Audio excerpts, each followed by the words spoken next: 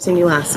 Checked on the listing I have coming up, see how much demo is. Oh, All the kitchen cabinets are out now, and a whole was put in on the wall, so it opens up the kitchen to the dining area. It's looking good. oh, good. So it's, no, I don't think so. Not a flip, right? No, it's not a flip.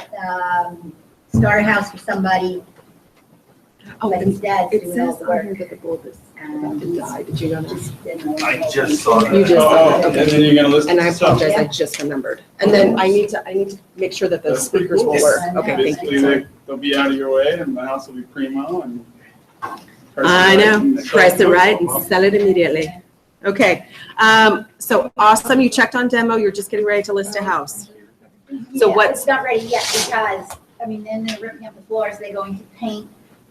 So it's got a few weeks left of work, but it's being worked on every single day. Awesome, awesome, awesome, awesome. Okay, so when do you think the listing will come on? I'm saying mid-June anyway. Okay, so tell us a little bit about this listing that's kind of a pocket listing that we should know about in our back pocket. It's not really a problem. It sure is, because if we know about it, we have a buyer, we might be able to talk to you about it prior to it going on the market and selling it. Well. Well. One bathroom, 3 bedrooms, nice yard, big yard, front and back. Where's it located? It's on 67th. Okay, Sorry. Off of, I'm awake. Lake Sorry. Otis, yeah, off Lake Otis. And, What are we doing here? it's built in 70, I want to say 78. Sorry, but thank you, yeah, everybody. built around 78 there. It also has a huge sunroom off of the master bedroom, big master bedroom. Okay. It's going to have hardwood floors, and it's going to have new kitchen cupboards, new countertops, Where do you get new this? paint, trim. So it's gonna be a brand new place, Yeah, it's gonna look- small, it's small, square footage. under 1,000? No, it's probably about 12, 15, I'd say in there. Okay, that's good. And it's ranch, Okay, Tricious Ranch. so who do we know that's looking for a ranch? No South garage. Acres. Oh. Yeah. Perfect for RV parking. Yes, Yeah? absolutely. looking for- I'll include that in on the- Okay. Okay, so if you're looking for a ranch, which everybody is, we're gonna talk to Mary Ann first, right? Because she's got one coming up that's gonna be in pristine shape. What do we think price point? I know we're not setting a price right now. What do we think price point? I'm thinking around 210, 205, 210 right in there. Oh, wow, that's Where is it? wait a minute, I'm way more interested in Where that. is it? Where? She's not sure about her number now. All of a sudden. Actually, price it. It's over off 70th and Lake Otis? 67. 67? Yeah. Dakotas, roughly? 67 on Lake Cody's 205, I'm on it. How many bedrooms? Right, there we go. Did you just hear this? Yeah, I think we probably came up with more than that if it's gonna be refurbed. Yeah, I haven't seen it. Well, when we see it, it will. Now, But don't I'm you? doing Well, that's the CMAs, and I want to price it properly. I know you do, and we're gonna look at that CMA. So again, she hasn't set the price point, but what do you now know? I haven't seen it finished. Yeah, what do you know though? Yeah, we're way more interested, aren't we, than we were just a minute Our ago. next rental. Mm-hmm. Oh, yeah, they had thought about it. So it would be perfect. Great starter home, I'd say 3 bedrooms. Double sinks in the bath, new counters in there. Does it have a garage? No. How many bedrooms and bathrooms? Three and one. 3 bedrooms, 1 bath. Yeah. One bathroom, only one? And it's, the bath exit, you can enter from the hallway, and you can also enter from the master bedroom. How many square feet? Just under, I would say, 90 something? no, it's maybe 1,200. Really? I think so, yeah. It's a long thing. Okay, excellent. So, So a 1,200 square foot ranch, it should automatic, I mean, I'm not saying this, but to me, seems like right out the gate, it's worth 225. probably, and as a matter of fact, you probably want to go look at a really excellent comp neighborhood to get some good comps on is going to be, believe it or not, I'm going to tell you to go to New Naca Valley. Why am I going to tell you to go to New Naca Valley? similar houses. inky dinky little teeny tiny houses, and you're gonna find those refurb houses.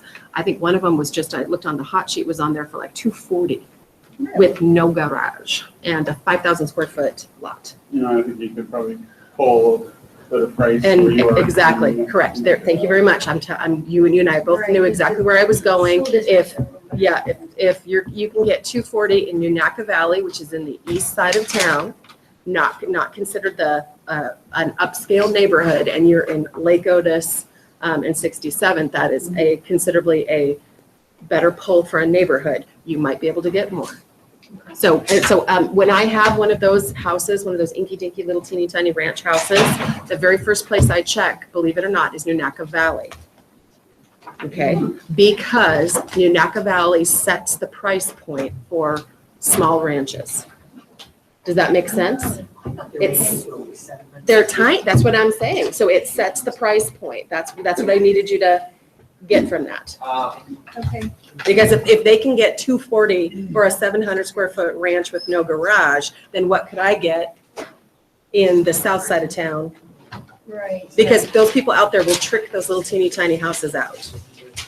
Okay. Isn't that interesting? Yes, What ma'am? do you mean when you say set the price point? What do you mean? What I'm saying is if I can go in a lower neighborhood and I have homes that have been really there, so if I'm in, if I'm in a very, very mixed neighborhood, I tend, and I can be anywhere in Anchorage if I'm in a really mixed neighborhood, I'm gonna look at the price points in other mixed neighborhoods that are maybe not as nice to see what's the maximum they're getting in those neighborhoods, to see what my price, what my bottom line might be. So if I'm pulling, thought process behind this is, if I can get a 700 square foot or 800 square foot ranch in Nunaca Valley East Side, and it's fixed up and they're getting this price point for it, I should then be able to pull a higher, better price point in another area. So I use that as what will the market bear? Because that's East Side with not as nice of amenities, teeny, those are like 4,000, 5,000 square foot city lots. Very small, but some of those homes have been like beautifully refurbished. They have the wow factor, right? Okay, so that's what I say. I look at other mixed neighborhoods and see what's the maximum they're pulling. So then if I have a nicer mixed neighborhood, the thought being I might be able to go a little up. What about Airport Heights? Yeah, Airport Heights is another one. Same, similar. So Airport Heights will comp out over to Rogers Park. Does that make sense? Or that again is another, like that part of Anchorage is still one of these, people go into these little tiny houses from the 50s and they knock them out of the park. They make them beautiful. Okay, awesome. So we might just get your family more and sell it in this room. Now, can I ask something here? What is the Nunaca Valley? What's that? What is the Nunaca Valley? Where's in Nunaca Valley? It's off of Boniface and, 15. is it 15th? Boniface and 15th. And it's like little house, like a little teeny enclave neighborhood. And it's like on Richardson and Atkinson are some of the drives. Richardson Drive, Atkinson Drive.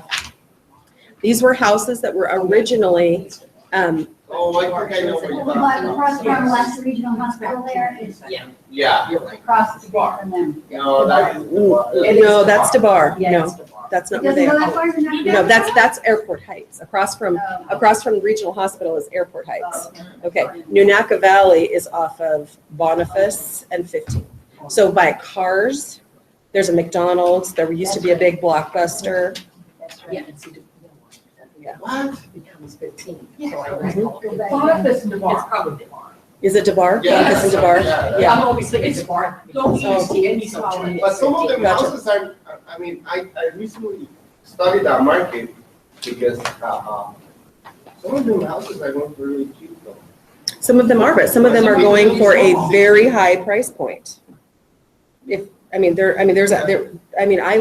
think if you guys might have seen the house on the hot sheet, I actually called another licensee in to my office and I said, there's a Nunaca Valley house on the market right now, 700 square feet for $240,000. I was like, oh my God.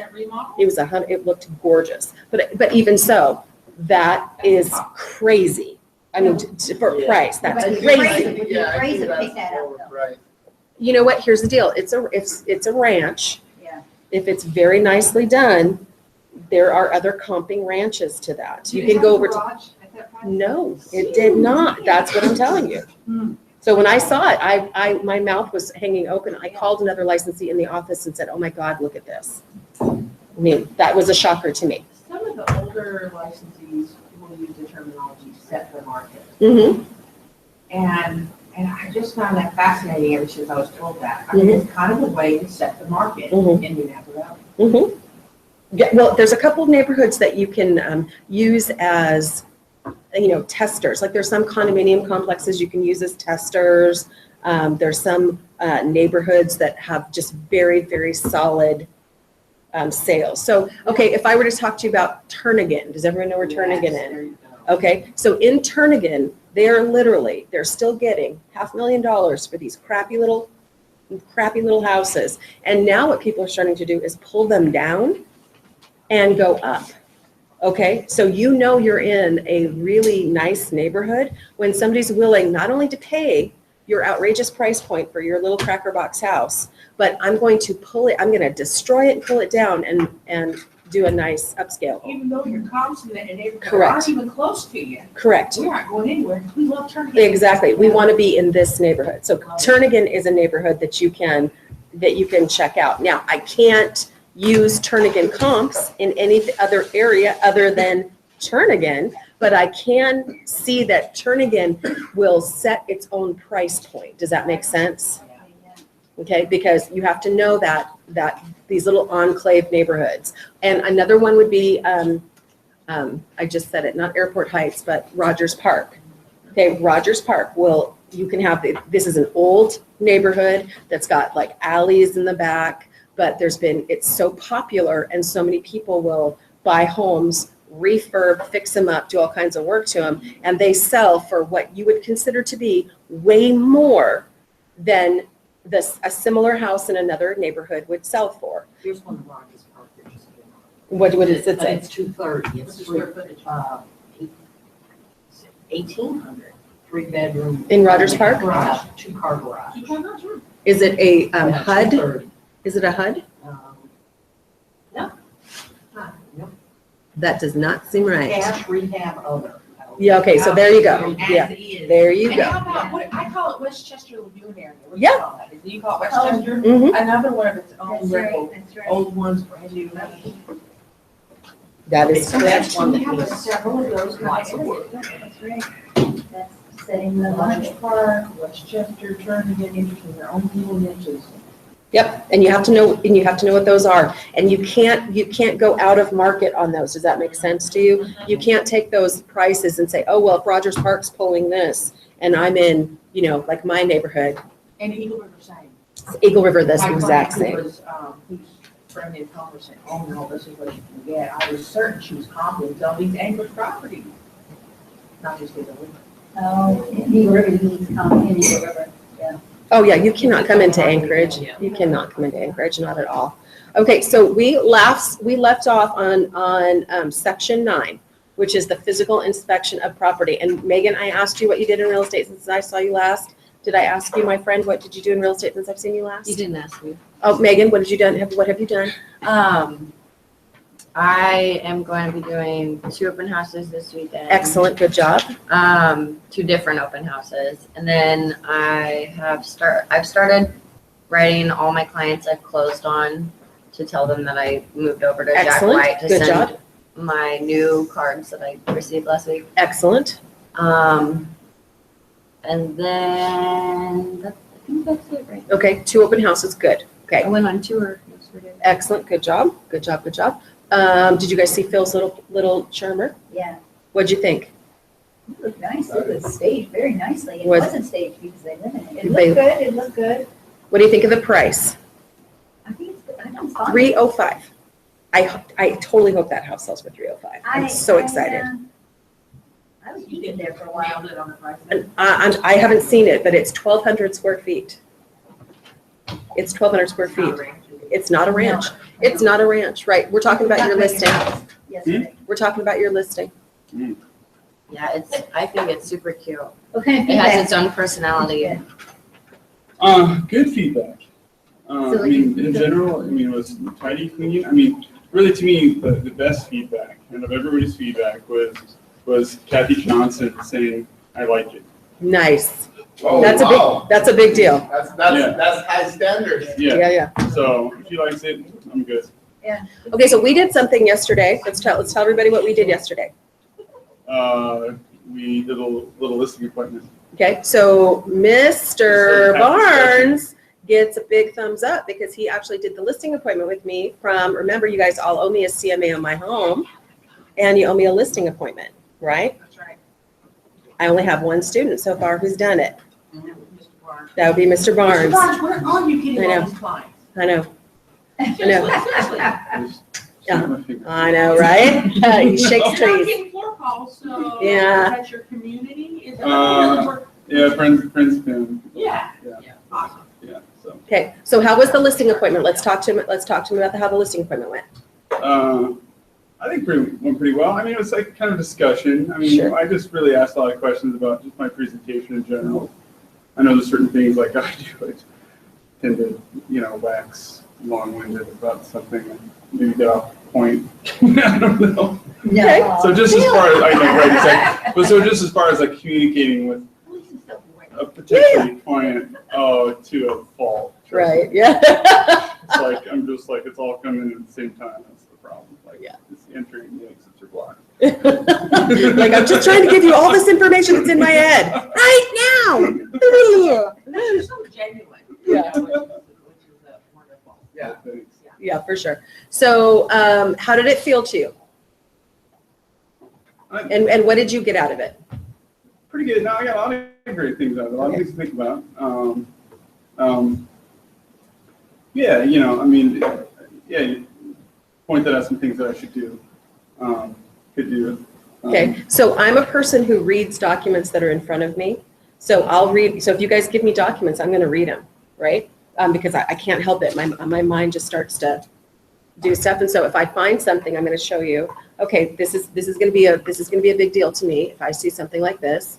And then we went over your CMA. What did we find out about your CMA? You had done the CMA like on May 3rd? Yeah. A while ago. It was like I'd kind of thrown the thing together before this class and didn't have very much time, and then this and that, and our appointment sort of crept up on us. Sure. I didn't get a chance to go back and edit Right. my marketing plan that I Right. put together for you. So I had the wrong cover letter and the wrong photo, because I just went over and just printed everything, and I didn't have your deed. I left the deed on the table. And copied it Right. on, Right, with- So- with your payoff amount. right. And, So one of the things I'm looking too many for, items in the yeah. in the So, CMA. oh, yeah, yeah. that I So didn't pull out. yeah, so one of the things that you have to be really careful about, and I want to talk about this, is I'm going to look at your CMA, and I'm not trying to be a critical, and I would never want to, be a jerk to anybody, but I had to say, hey, you can't use even though these properties that you pulled are in my neighborhood and do proof the value of my property, you cannot use them because we had probably 3 or 4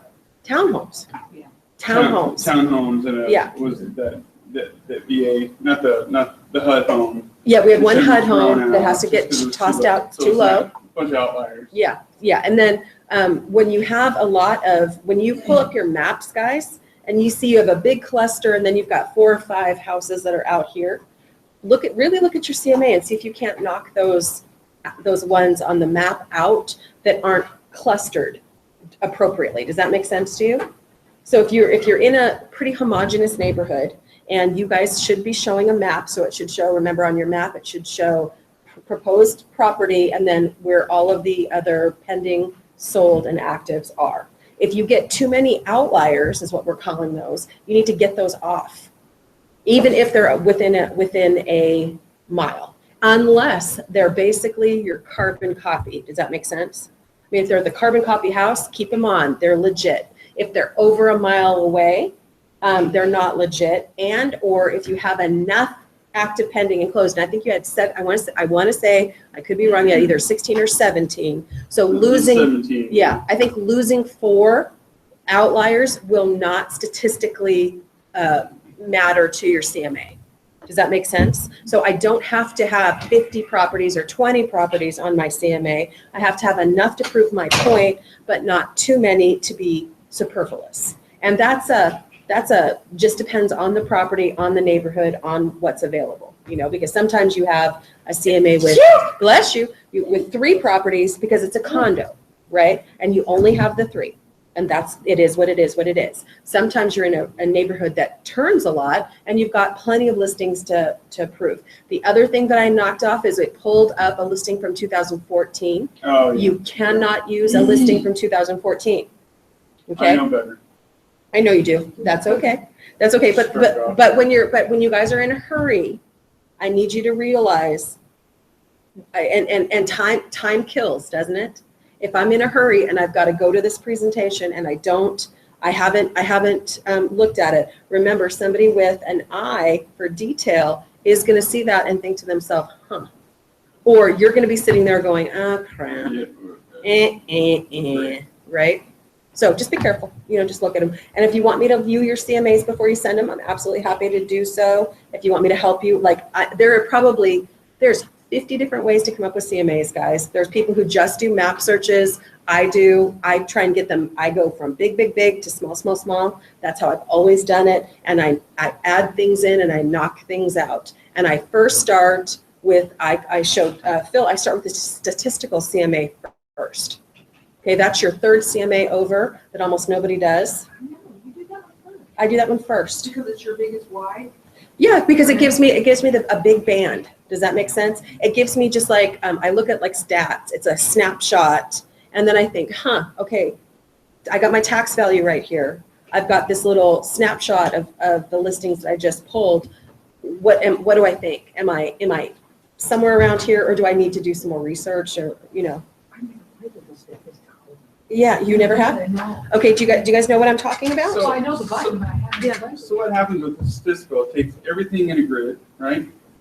But whatever you pulled, Yeah, right. it takes whatever you search or whatever you basically pulled. it averages down, and you're looking Yeah. for the median, min, and max. Yeah. And it just gives you that Correct. the median, min, and max for an entire area. Yep. And then sort of Too like low. your property better, because the max will be the highest priced house. Correct. And the min will be the lowest priced Correct. house. And There'll the be an median- average and a median. And then the average and median. And so with that, you can tell, and you'll know it's not the base, it's not the nicest, it's not the worst, it's like a better fall within the price range that we do. And I look at, and in my mind, I think of bands of pricing.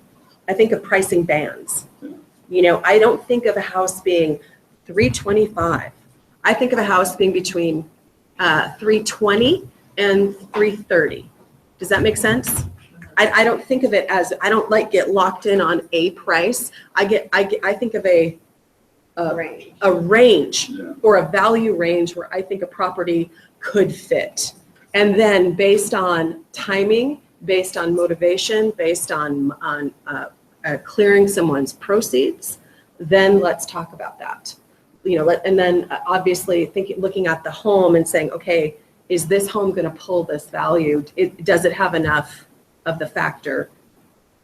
Are there enough compelling factors? When I do a complete full CMA, Mhm. I get map search, I get statistical search, I get it all. Yep. I'm full. And Yeah. that's what you're talking about, the statistical. I'll comes tell with you it. what we'll do. I don't mind. I can pop out of here for just 1 second. I will come over here and we'll do.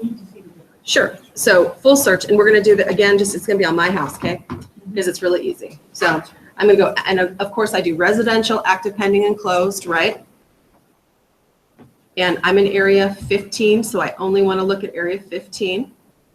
And it's going to tell me there's 537 listings, okay? So I've got a couple delimiting factors I want to look at, even though I'm going to tell you that houses, there's no differentiation on a house that is 3-bedroom and 4-bedroom. There just isn't, but I have a 3-bedroom home, okay? But what's my other big fat delimiting factor? Who remembers? I got the 1-car garage, right? Okay, so I still have 113 results. Would you all agree that is way too many? Yeah. Okay, so what's the next thing that I could look at? Lot size. Okay, square footage size. what do you think is more important to a buyer? Bathroom, The garage. Square footage, Well, I got the garage. The garage is already taken care of. I've got a 1. you have 2 bathrooms. I do not have 2 bathrooms. What do I have?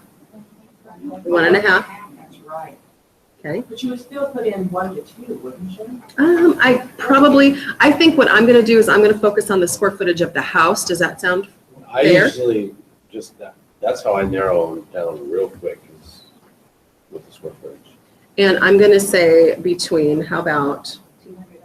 Yeah. I'm gonna say- Know what kind of square footage they want to live in. I'm gonna say Most people go like 1,500. 3 bedroom, 2 bath, you know, Right. and then with that, they're kind of like, well, I can't afford 3,000 square foot. I said, probably 2,000, You can do that with 2 or 3. you know? How about that? Yeah. Okay. Don't do your square footages that tight. Do not, and that is a mistake. Do not do your square footages too tight. Yeah. Yeah, because if you're in a house that's 1,100 square feet and it's laid out well, it's spacious. If you're in an 1,800 square foot and it's a box with little choppy, teeny tiny rooms, then that 1,100 square foot house feels amazing. Okay? So I've got 33 results. Is that okay? And I'm not even looking at them. I'm just going to hit the CMA button. We're sending them all. Okay? And here's the statistical CMA. Do you see that right there? I never hit that. I always hit the full CMA. Yep, and that's totally fine, guys. All I'm doing is I want a rough, and we didn't look at any of the comps. Do you see that? I'm just going 33 houses. That's a lot. I don't care about any of this crap. I don't need to see it. I just want to say view CMA. So active, there's 4 active listings, a low of 209.5, a high of 330. And the house is listed as 17, and of course I'm looking at the house is 1,704 square feet. Okay, and then I'm looking, it's been on the market for 75 days. Pending 225 to 309. What does that tell me? These are the houses, there's 8 pending, and the highest is 309. Okay, and then closed, this is the big mamma jamma, this is the one I care about. Closed, low of 135. Okay, that's an outlier, right? We know that that's not what the house is going to sell for. 262, my tax value is higher than that, okay? But 385, I don't quite think I'm there. Right. Either though that's a 1,976 square foot house, but it was on the market for 192 days. So my overall, I've got a low, average, and a high. My average is 261. My high is 285, but I'm looking at my closed value, so I'm saying obviously it's not a 385 house. Let's just, let me land my own plane. It's not a 385 Can you house. just take that one out? Yes, of course you could, but I didn't remember, this is a snapshot. I didn't even look at the comps to look at them. Okay, now I could go back and I could take out the outliers. You know what I'm saying? Now I can go, but just as a brief glimpse, I know that I don't think I am selling this house for $385,000. Let's Teresa get real with Teresa for a minute. And I don't know that I'm going to go as low as 309. That's the pending, right? But I've got my competition, which I really now want to go take a look at, is at 330. Is my house so what I do is I say, okay, is my house as nice as the property that's listed at 330? Is at least as nice as that? Or will my property at 330 only sell that property? Do you know what I'm saying? Yeah. Reverse. Yep. So, and then we can go back, you guys. And I can go return to search.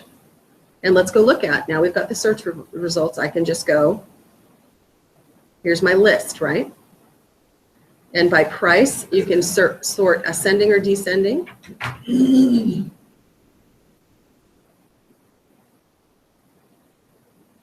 Okay, so 385, remember, okay, we were looking at this one. 385, I happen to know that Sundi Drive, S-U-N-D-I Drive, is on a lake. It's on a lake. So what do I know that pulled that price? The lake. The lake. But look at it. It was if I also look at it, it's on over an acre of land. So obviously, I'm on a quarter acre. I'm on a city lot, quarter acre on a good day. I cannot compete with 1.1 acres and being on a lake. So this outlier is way too high. It's off my chart. Now, here's 330. This is my next biggest competition. This is active, okay? This is a 1,704 square foot house on a 10,000 square foot lot. It's not that big of a deal that the lot is that much bigger. Beautiful A-frame in West Anchorage, kitchen updated with hickory cabinets and stainless steel appliances. Majority of the windows are triple paned. Yeah, get in line. Huge RV trailer boat pad, and an oversized master bedroom. Okay, so I'm gonna quickly, this is my next highest. This would be the house that I have to, Is there a garage? No garage. there is no garage on this house, my friend. This is at 330. Being to that A-frame. You're paying for that A-frame. So I was just gonna ask you that, so in Alaska, that's a deal, the A-frame? Yeah, How about those, are they a little bit of that? I do not care for them. I do not care for them, but some people love them. Plus the one to heat those things. Yeah, and there's a lot of waste, I mean, there's a lot of waste with walls and, yeah. But some. Big Roofing homes Big windows. Same thing with, you guys, prow front homes. People, oh my God, they were the only thing that was built for a billion years. And then prow front, people hate them. You can't orient furniture, people just hate them. There's a person, I have a kind of funny story. There's this guy, and I've never really ever been able to figure him out. He's Yeah. always like, what is wrong with you? He's like, yeah, we're really looking for a craft front house. We really. Some people love that some people love that architecture. Yeah. The windows, I had the same place, love it. They love it. Yeah. Oh, and see, when I walk into that house, there's nothing I hate more than those angles at the front. And how do you, anyway. Yeah, people who love Done well. Yeah, no, they I think absolutely can. there's some that look good. Or something like that. I'm fair is fair. No, and I don't think this house has a garage on it either, guys. Did it have a carport? Let's look at that detail. Did you see it? So we need to throw that out because no garage. Yeah, see the boat on the side of the house? You were correct. It says one carport, no garage. You are correct. No. So but again, this would be my competition, right? So I would, what's that? Two full baths. Yep, 2 full baths, but This is closed, right? no, this is active. Oh, This is my current- comp. Current. Correct. So now I have to feel confident that my house is either better than this to go a higher price point, is nicer, better, or has some other, what would you call it? Bless you, more pull.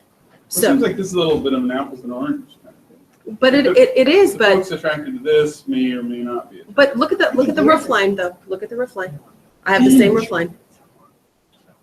Sort of, but when you go inside, it's not the same. That's kind what of- I'm saying. I Yeah, got look the inside same her house roof compared to line. that. That's true. Uh, You do have a You're bulb ahead of that. in there. Yeah. Plus you have a But I garage. mean, so I have to decide, do I think I'm higher than this? Or would my house sell this listing?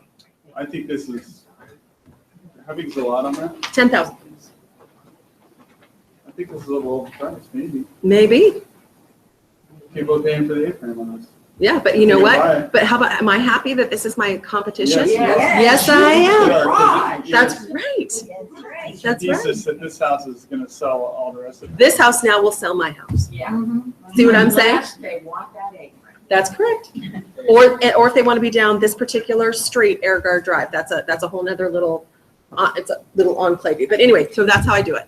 Yeah. Okay. And then when I go back to my list, you guys,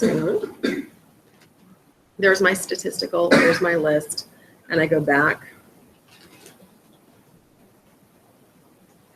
Okay, a question really quick, just on. Yes, ma'am. process, 'cause Yes, ma'am. I told Diane wrong, she's trying to follow on here.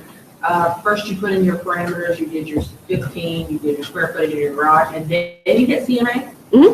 I just hit CMA. I'm on Okay, there. so Just right here. I hit CMA right here. Where? I hit CMA right here, Okay, right. where it says create CMA. And then the other thing I did was I said use all. It says either you can sit there and you can pick them. So I can sit here and I can literally go through here and pick which ones I want to include, or I can knock some out. Oh, there you go. And you went to full CMA or full CMA? I went to statistical CMA. What's the technical, or description of the difference between quick and, I mean, I know they look different, but just tell me, what are you not getting on your quick? I think you lose a lot of photos, and I think the photos are for most people, I think they need to visually see. That's my perception. Me too, because I know what my clients are looking for. Right. Right. Okay, so I. Yeah. And then here's another question that you have to ask yourself. Are you going to print your CMAs out in color, or are you going to do them in black and white? Color. I'm going to tell you there's certain pages I'm going to print out in color, other pages I'm not. But photo reports I might want in color. And what you might want to do, just FYI, if you don't want to pay the color fee that you pay at Jack White, go buy yourself a printer. I was gonna ask you about that. Yeah, go buy yourself a color So printer. what is have you figured it out? What's the average price for a copy at home? I can't, you know what, I can't tell you. What I can tell you, and I find this to be absolutely amazing, I can go buy a color printer at Fred Meyer Right. for $50. I can throw it away and go buy a new one after the ink is done, because the ink costs more than the printer does. I know that. And that is sickening to me, but I can tell you that that is the truth. I do that with certain items. Because our society is sick, but I'm just saying. yeah. And there's So So I wonder how many copies you can get off of one. I would probably have to talk to somebody who kind of has more in that field, who probably knows a little bit more about It'll it. tell you the. Yeah, it'll tell you the life of the, The ink that you get Yeah. with the printer is a lower volume than the. Sure. So. yeah. So all I can tell you is I have bought printers and thrown them away. So the best tip I've heard so far Yeah. is that the 11 by 17 color Yes, prints are also 25 cents. that is correct. Yeah, did you guys So not know that? can You use- put two, And you can tear them in half. cut them in, You cut Two up, them in half. 2 up 8.5 by 11 and Cut it in half, and it's the same price. Prints now are 12.5 cents. Thank you, but How do you print it with two? You do that on your print view. Yeah, print, you do On a your 2 print up, view. You do a Two 2 up. up print view 11 by 17 and it'll print 2. You're welcome. You're welcome. So I need help with the printer. Okay, okay. All right, so anyway, that's how, And so then buy your paper cutter. yeah, well, there's paper cutters Oh, that's upstairs. right. Yeah, that's right. Okay, so everybody good with how you can do this? Yes. Okay, Thank you. Can we go over this later? sure, yeah, CMAs are something you're gonna be working on for the rest of your life. And by the way, like I said, 60 people, 60 licensees are gonna do CMAs 60 different ways. A lot of us all come to the same conclusion. And some people come up with just really very odd conclusions to me. So- The houses you wanna go on. Well, and by the way, there's some licensees out there who I absolutely know underprice listings. They do it for a reason. They do it for a reason. Why would you underprice a listing? You self-offer, And what else? make you look good. I want multiple offers. What happens when you get multiple offers? Clients. What happens if you go and you get like a meal? Then you can reject it. Correct. So I wonder in this. There are licensees, licensee in this office who's famous for doing this is Brian Broderick, who's a very successful, Okay, prices are low. prices them under market. So if, let's just use a house, because once you are, and think about this psychologically for your buyers, right? Psychologically, we're looking at houses and they're all priced at the tippy top of the market, right? Because that's typically where sellers want to price it. Then you walk into a house and you're like, oh my God, this is $15,000 less than the rest of all of those houses. All of a sudden, what does this house look like to you?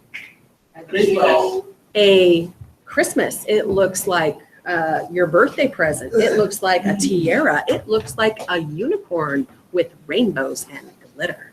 So what happens to that house? You wanna buy it? They want to buy it. They're like, oh my God, this house is so, I can't believe it. After all of the houses that we've looked at, this one is the best. If you're counting people on ever- multiple offers though. You don't have to count on multiple offers. You don't care if you get multiple offers. You just want to sell it. It's a strategy. And except what happens to that house? He doesn't carry listing volumes, dudes. He has his houses penned typically in one day. Let me tell you, when the market was really, you want to know how big of a deal the hot sheet is. Let me tell you, I used to hog the hot sheet. I would get up at 6 o'clock in the morning to get on the hot sheet to see, and I would look for certain licensees' listings. If that listing popped, I would go with me in my caravan. I would stick my 2 kids in there, and we would go running over to the house. We'd go look at it, and I would sit on my phone calling people I knew to get them in the door. I didn't even have a client for the house. I was just like, you guys interested maybe in moving out? You guys interested maybe in a house?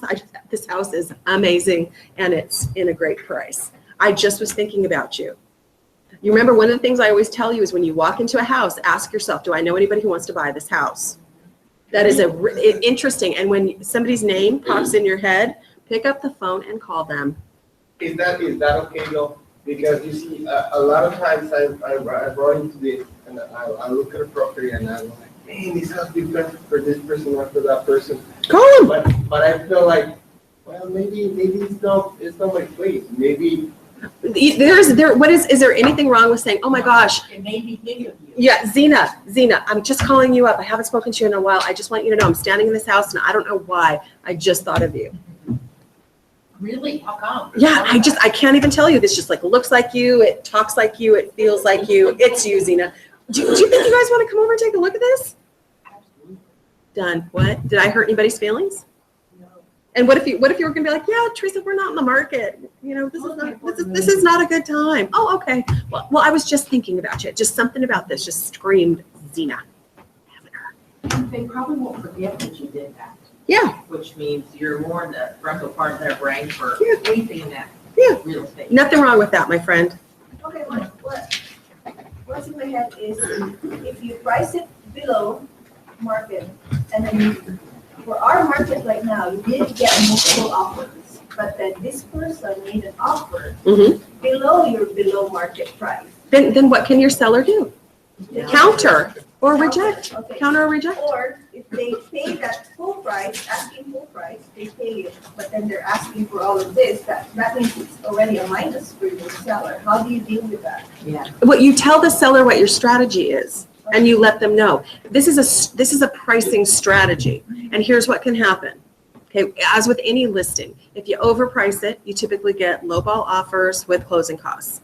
You can exactly price it at the exact right price. You can get offers at the price with closing costs. And if we underprice it, we can get either lowball offers or offers with closing costs. And at that moment, you can make a decision on what you'd like to do.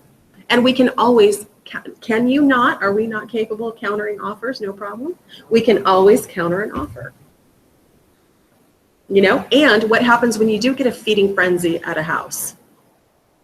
What happens when you do get it? Price is gonna go up. That is correct, my friends. And by the way, there are certain licensees, when you know that they underprice properties, I tell you what, you cannot wait to see who listed that property.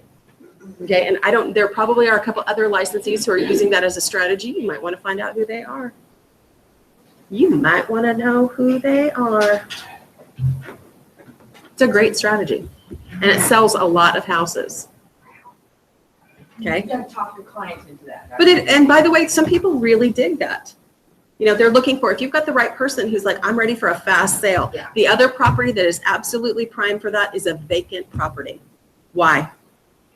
Somebody's looking for, well, What's that? People can see it. People can go see it all the time. Here's something else, because that means that they've moved out and they should be highly motivated to sell, right? Because they don't want to continue to carry it. So they should be highly motivated. Okay. The other thing that, Phil, I want you to redo on your listing presentation. One thing, you need to do a net for me. You got to do a net. So you would like to see people bring. I want you to bring nets. Because by the way, the silliest things that I see people do, especially new licensees, is, and a lot of you will come to me at the end and you're like, you're in a big quandary because you haven't done a net on the house. So We you haven't need to- talked to you the need dig seller. in, Find the. Thank you. Find the tax, find your deed.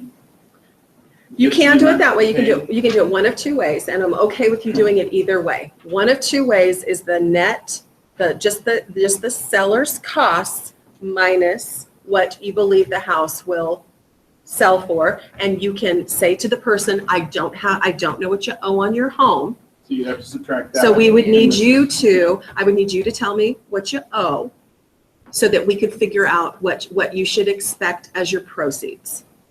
Okay? That I'm totally fine with you doing that. But what I think I see people being afraid to do, and here's the reason why I'm going to win a listing and you're not. Okay? I'm going to tell them what I think they're going to make on the sale.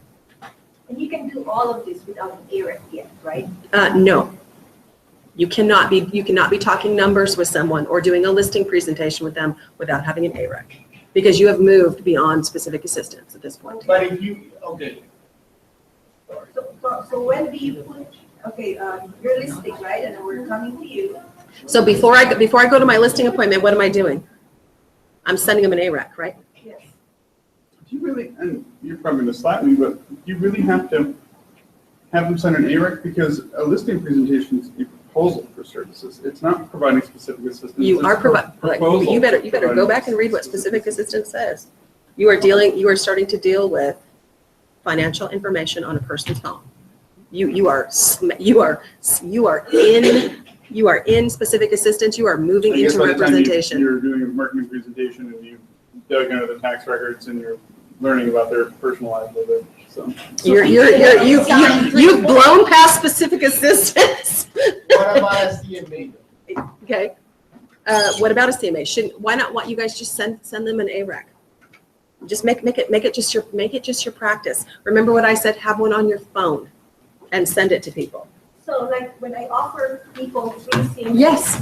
Before I send that CMA, do I Yep. send them an AREC? Yep, or send an AREC with it. I'm perfectly happy for you to do that. That's absolutely fine. Or I'm start perfectly the happy. Presentation, your first thing out of your mouth. Now, before we get started. Yep. Is that, and they're like, now you're getting, No. You are not, now we're not pressuring you into anything. Now I am telling you that by law, and I follow the law, correct? Everybody in this room is going to follow the law. I follow the law. The state of Alaska says that I have to disclose. Okay, this is just disclosure. It says 3 times in this disclosure that this is not a contract. I'm letting you know that I'm providing you right now something called specific assistance. And whether or not you list the property with me or not, or whether or not we move forward with this is what I'm doing.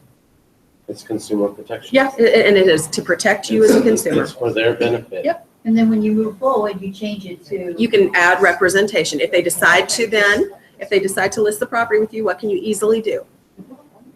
Check the next box into representation. so And if the you- dates are they don't different, sign that is it, I just okay. Send it together with the Yep, send it with the CMA. Then I just don't care about it. Yeah, you don't care anything. When Just send it. And by the way, when people are asking me for CMAs, I just say to them, I absolutely thrilled to give you a CMA. I just have to make sure I do one thing to cover you and myself. The state of Alaska requires that I send you a AREC pamphlet. It's consumer disclosure, and it just says that I'm going to be providing you some specific assistance because I'm going to get to know you a little bit during this process, and I'm going to be providing you some information about your property. So you check that box. Yeah. And you sign it. However, when you try to turn it into .loop, he'll say to you, that check no longer counts. I need signatures in that box, But you can do it as an initial box in .loop. You don't have to do it as a checkbox. Do it as an initial box. Send it through, if you're going to send it to somebody, do that part. So it's an initial box that they click. And if they don't do it, here's the thing, guys. If you can show that you sent it, I'm good with that. Does that make sense? If you can show me that you sent that to them, I'm good. I can always get them to sign it Correct. later. Correct. Initial it later. But what you're doing is you're setting yourself up. Try and always set yourself up AREC first, everything else after. If you can do that as part of your practice, your life will be very smooth. Okay? Just AREC first, everything else after. I do not have to have somebody sign an AREC when they come into an open house unless what? Unless they want to put it over. Unless they want to write an offer on it, or what else? Unless they want to they want a CMA on their property, or what else? They want me to come and do a listing presentation on their house. Now I need to do a AREC. What else? They want to start, they met me, we're vibing well together. After I'm done with the open house, they want me to start showing them property. Guess what I need to do? You need to AREC them right there. Okay. I like AREC to them. AREC them no matter AREC what. them. Yeah. Just AREC them. Do you've been A-Rec. You have been, yeah, you've been served. Yeah, I have a lot of clients that I've never been in contract with, but I have ARECs Mhm. on and I have a file for them. Yeah. just in case. I tell you what, one of the smartest things I've ever seen, and you can ask Sherry Marston. Sherry Marston is a lovely lady. She's a top producer licensee at our company. She keeps a file of everyone she does an AREC with. And then she has a tally on which one of those people she put into contract and what the outcome of that was. And then she has the balance of the folks that she had ARECs with. What do you think she does with those? Calls them. She calls them up and goes back to them. They're in your contact. Yeah, they're in her database. She tries to follow up with those people. Now, some of them obviously have made other decisions, decided not to buy, decided not to move, et cetera, life change, whatever. But isn't that a super smart thing to do once a year? I thought that was like, I was like, oh. Yes, thank you. She kept one file that had all of her ARECs in it. So even if she put a copy in it, no problem, had her original AREC with the file. Then she just kept a tally of who she put into contract with. Because obviously, and her point is really well taken, if I've gone to the point of doing an AREC with someone, then that was someone I was talking about doing business with. Now, at the end of the year, I can go back and I can revisit what happened. Did I not follow up? Did they have a change? But that would be potential. Remember, I call it FB. I don't call it Facebook. I call it what? Future business. Future business. I call it future business, right? Now, So if I had, hang on one second, if I had 12 ARECs from last year, that could be 12 deals, what? next year, Next year. Good. Okay, yes, sir. up to what point you wanna pursue a person? Until they tell me to stop calling them. You know, Mhm. you seem so hesitant, and it's like, it's really your job to call. It's not that it's okay to call, because I'm thinking about you when I walked in this house and you popped in my head. You have to come to a point where you says, you're helping them, right? And you justify, there's a benefit for you making this phone call, right? You're there to help them. Until you believe that, you probably won't call. But when you believe it, you're gonna call, because that's your job. Remember, we're in sales, right? I'm in sales. I'm in service. Well, Yeah, same, yeah. that's good.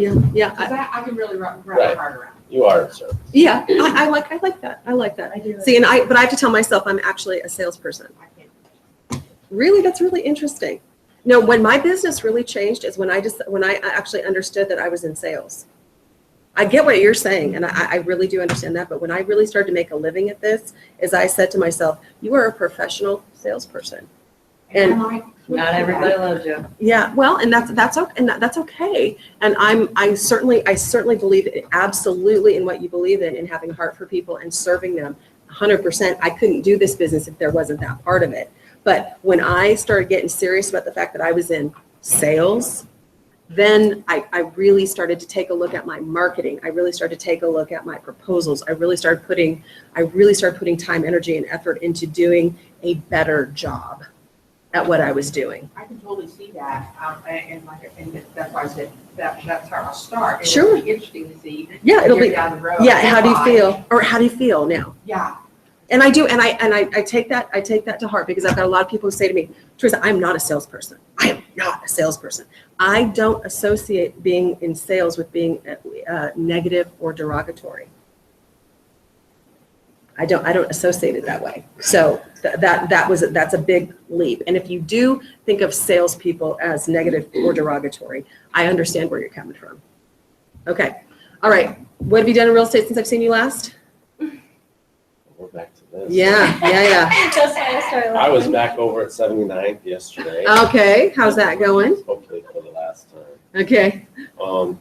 It's going good. I think I gotta talk to Jasmine at Okay. break, but they should be closing by the 25th. Woohoo! As long as they can just get the bank statements on together. Yeah. On these gifting. Okay. The big stuff is done as far as I know. Okay. And Ms. Adams, I'm gonna meet her over at Alamosa because this has been drug out so long. She's starting to get cold feet. She's back to complaining about the kitchen and Remember how she wanted the kitchen painted? Oh, yeah. The little things, so Yeah. she just needs to look at the property and realize Sure, how wonderful it is. sure. Has it had another offer on it? No, Okay, interesting. It's still on the market. I know what what the deal is. You don't have to worry about that. That's the market. Remember, it's one of those really interesting zero lot lines. It's actually a townhome, correct?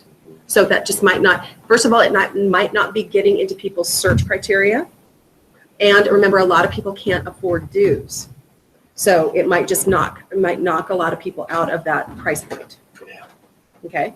So don't start to believe the hype. Don't start to believe that there's things wrong with the property. I don't believe it, I just want to, I'd like to see all the disclosure on it. Yep, absolutely. And then the other thing, if you do write an offer on it, just say, hey, it really was, it's the green kitchen, it's a deal killer. It needs to be painted in order for her to move forward. Ask the seller to do it. If you guys decide to go back and revisit that offer. Yeah. Yeah. Yes, I just had an idea pop in my head, something I might do in that situation, is grab some paint swatches from Lowe's, take one. Swatches? Paint, You know, samples of color. or go just go get the They're whites. free. Yeah, go get the whites because typically people are going to pick some version of beige. Because you're gonna take her to the next, imagining your whole, what, I brought some, what do you think? Oh, that would look good in here, yes, it would. You're wanting to rehook her into the property, that's just what. Not a bad idea. That's funny because that's the opposite of what I was trying to say. Get her away. Get her to. Divert her off the kitchen and get her focused on the bathrooms and the bedrooms. Oh, and the gotcha, closets. gotcha. You're doing the opposite. You're embracing it. And saying here Turning it into 20. a positive. Because she wouldn't need to change it. for her. Yeah. I could have that in my back pocket. That's a good idea. Right. Yep, just as another Yeah. alternative. She Okay. flip the negative back to the positive on it. Honey Kim, what have you done in real estate since I've seen you last? I did. Since Thursday? I did so much. Okay, I did the charity walk Friday. Excellent. I did gift cards. Business cards. And I wore with Jeff what thing. I wanted to wear the t-shirt that I bought, but I realized I didn't go with the t-shirt. So You went with no shirt? no, I just wore my regular Oh. clothes. And then Saturday, Sunday, none. I just spent time with the family. And then Monday, Tuesday went on tour. Excellent. We had lunch, the three of us. And then, I also did continue with my door hangers on the next Good. Good. part of the Neighborhood. neighborhood. And I also did, I did floor time, but I was bored, so I downloaded not just my grid, but I did like each neighborhood, I know, each like circle or street. Sure. So I did Like that. onesie, twosie. Yeah, I organized it, Okay, excellent. and I just checked the marks of the people that lived there 5 years or longer. Good for That you. way I don't waste my. Good for you. That's very I smart. look at the place also. Yeah, very smart. Good. So I did 5 already. Good. I would not. Very good, my friend. But I didn't like the one that was like the whole grid was kind of, It's too much. It's overwhelming. It's overwhelming. Yep. so I did for circle that I can see from where I am, and where I always are.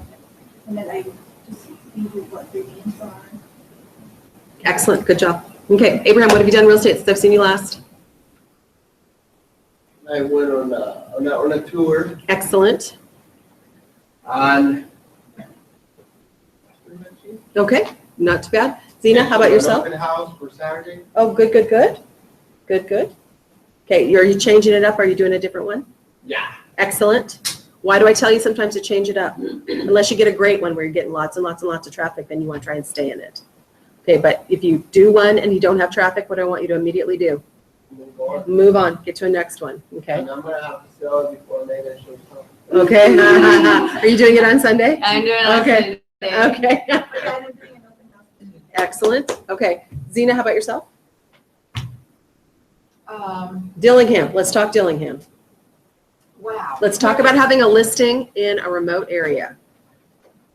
And that Quicken loan that Yeah. the buyers Bless you. brought into the table. Yep. So, this is gonna be interesting. So I needed pre-approval letter, then pre-approval, not pre-qualified Right. letter, didn't have the 5 things. I called him, I said, well, we're gonna need more than that for our contract. Mhm. He sends me another thing, which is a breakdown. I'm like, okay, you've definitely done some work here, but that's not really a pre. So I take it to Scott, sure enough, no, that's not gonna work, we need to pay. So then I call him, I say, the contract, oh no, we can't give you that information, oh no, that's after the underwriters, and he gives me this whole long spiel. And you're like, no, that's not right. Oh my gosh. So then I sent him the contract, because we had the first one, Mhm. purchase and sale from the sellers, I sent him that, he goes, oh, now I can get you that information. And I thought, that's what you needed. Cool. Interesting, huh? Yeah, Okay, yeah. so, I had a blast from the past, old family friends from forever ago, I haven't even seen either one of them for 15 years. The husband, the ex-husband told her, he was moving, now you should call her, and she did. So she has land in Sutton to sell. Awesome. Landon Sutton That was Sales. fun, that was a blast from the past. And so then I called, an A-Raft client who I just ran into somewhere last summer and said, John, I was just thinking about you, because I had this property guy did exactly what we just talked about. Good, good, good. And, How did he react, may I ask? oh, wow, he was thrilled. Interesting. Even though they may end up taking a job in New York and not coming to Alaska, I could tell in his energy and his feelings were just right there of He- being thought about like that. Yeah, So he was actually- grateful. Yeah, he was. He was Nice. like, oh my God, I can't believe you told me, thank you so much. Oh, we definitely, we come to Alaska. So he reiterated. His commitment. His commitment. Mhm. Good. What was I want to share?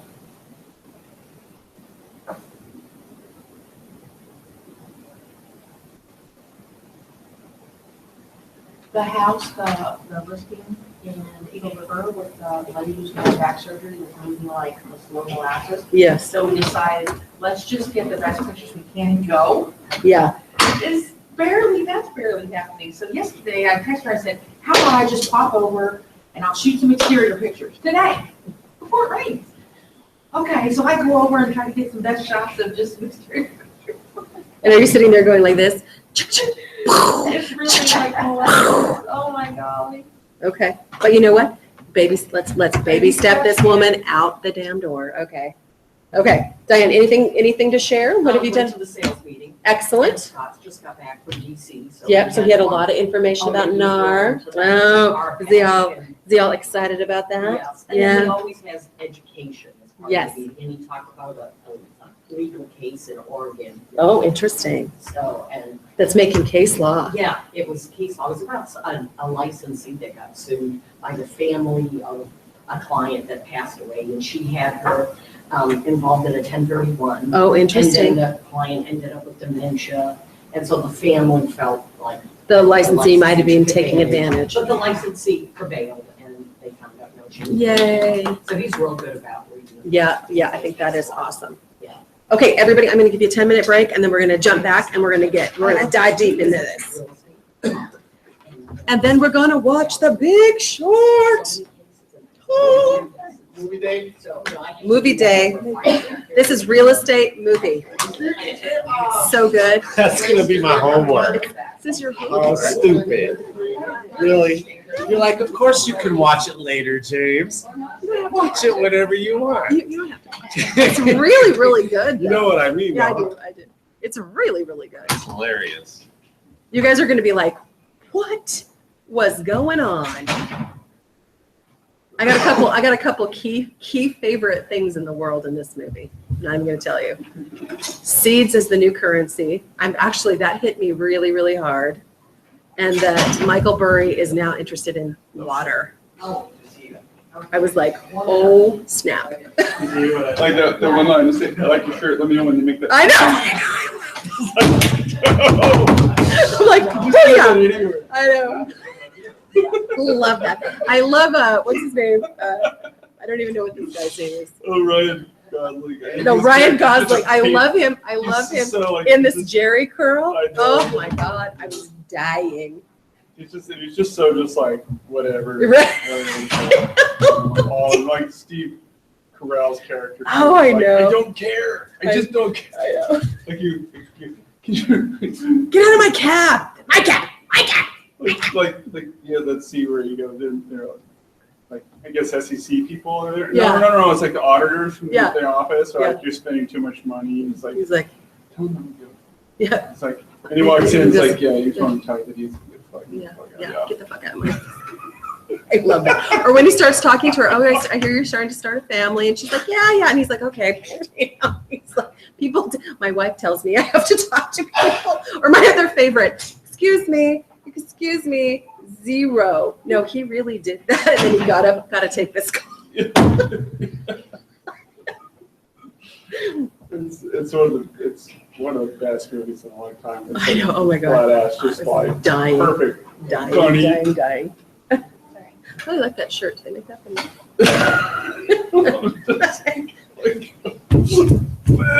What's the die? I know. We both have seen it, so we're like, we have a couple favorite moments. The stripper. Oh, the stripper was hysterical. What do you mean? I have 5 houses plus a condo. Or how about the dude? How about the guy? We have a problem.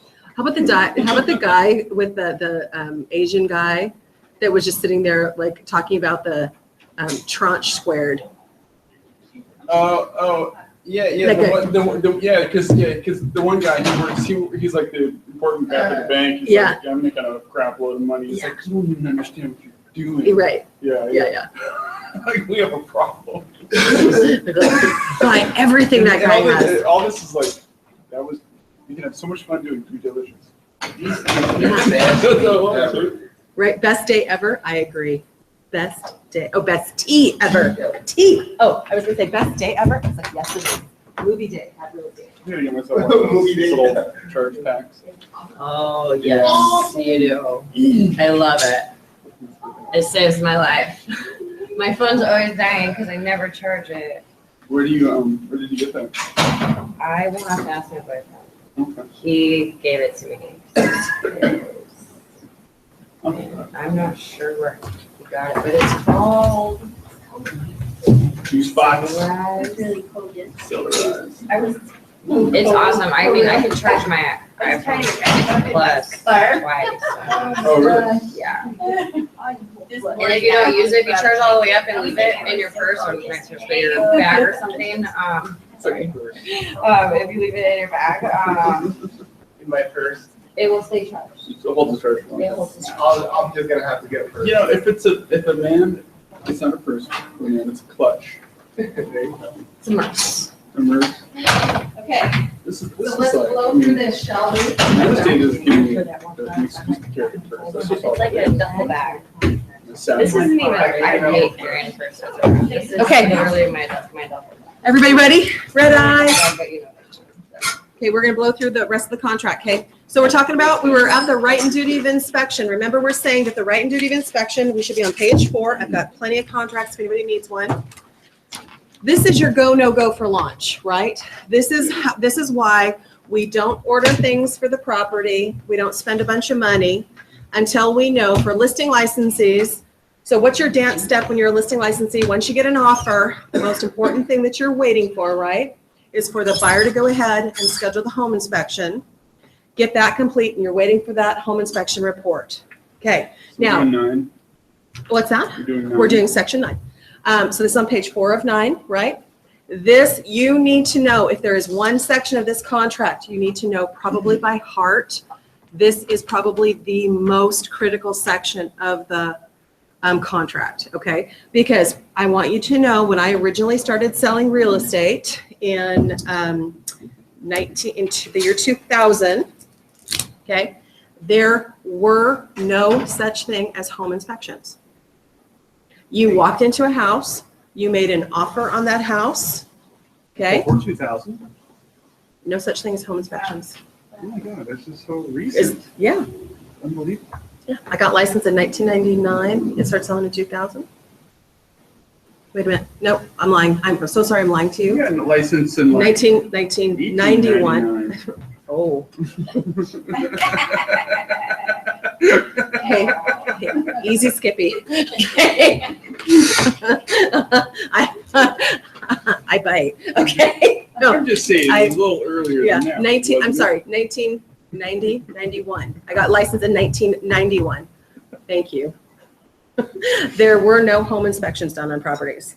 So literally, a buyer walked in a property, we used to walk around it. We had a 4-page contract. You had no right to have a home inspection done on a property. No, right? No right. Caveat emptor. What does caveat emptor mean? Buyer This was- beware. And this was 1990? Yeah. I can't believe it. Caveat emptor, buyer beware. So much has changed. So what did that mean, buyer beware? As is.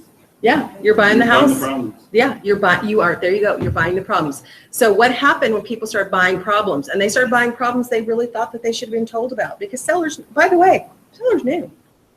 Sellers knew. Of course. Yeah, sellers knew. Was So there this is, property disclosure? this is where property disclosure came from, guys. This is also where home inspection came from. So why shouldn't a buyer on the largest financial purchase that they're going to make in their lifetime have the absolute, complete, and total right to investigate what they're purchasing?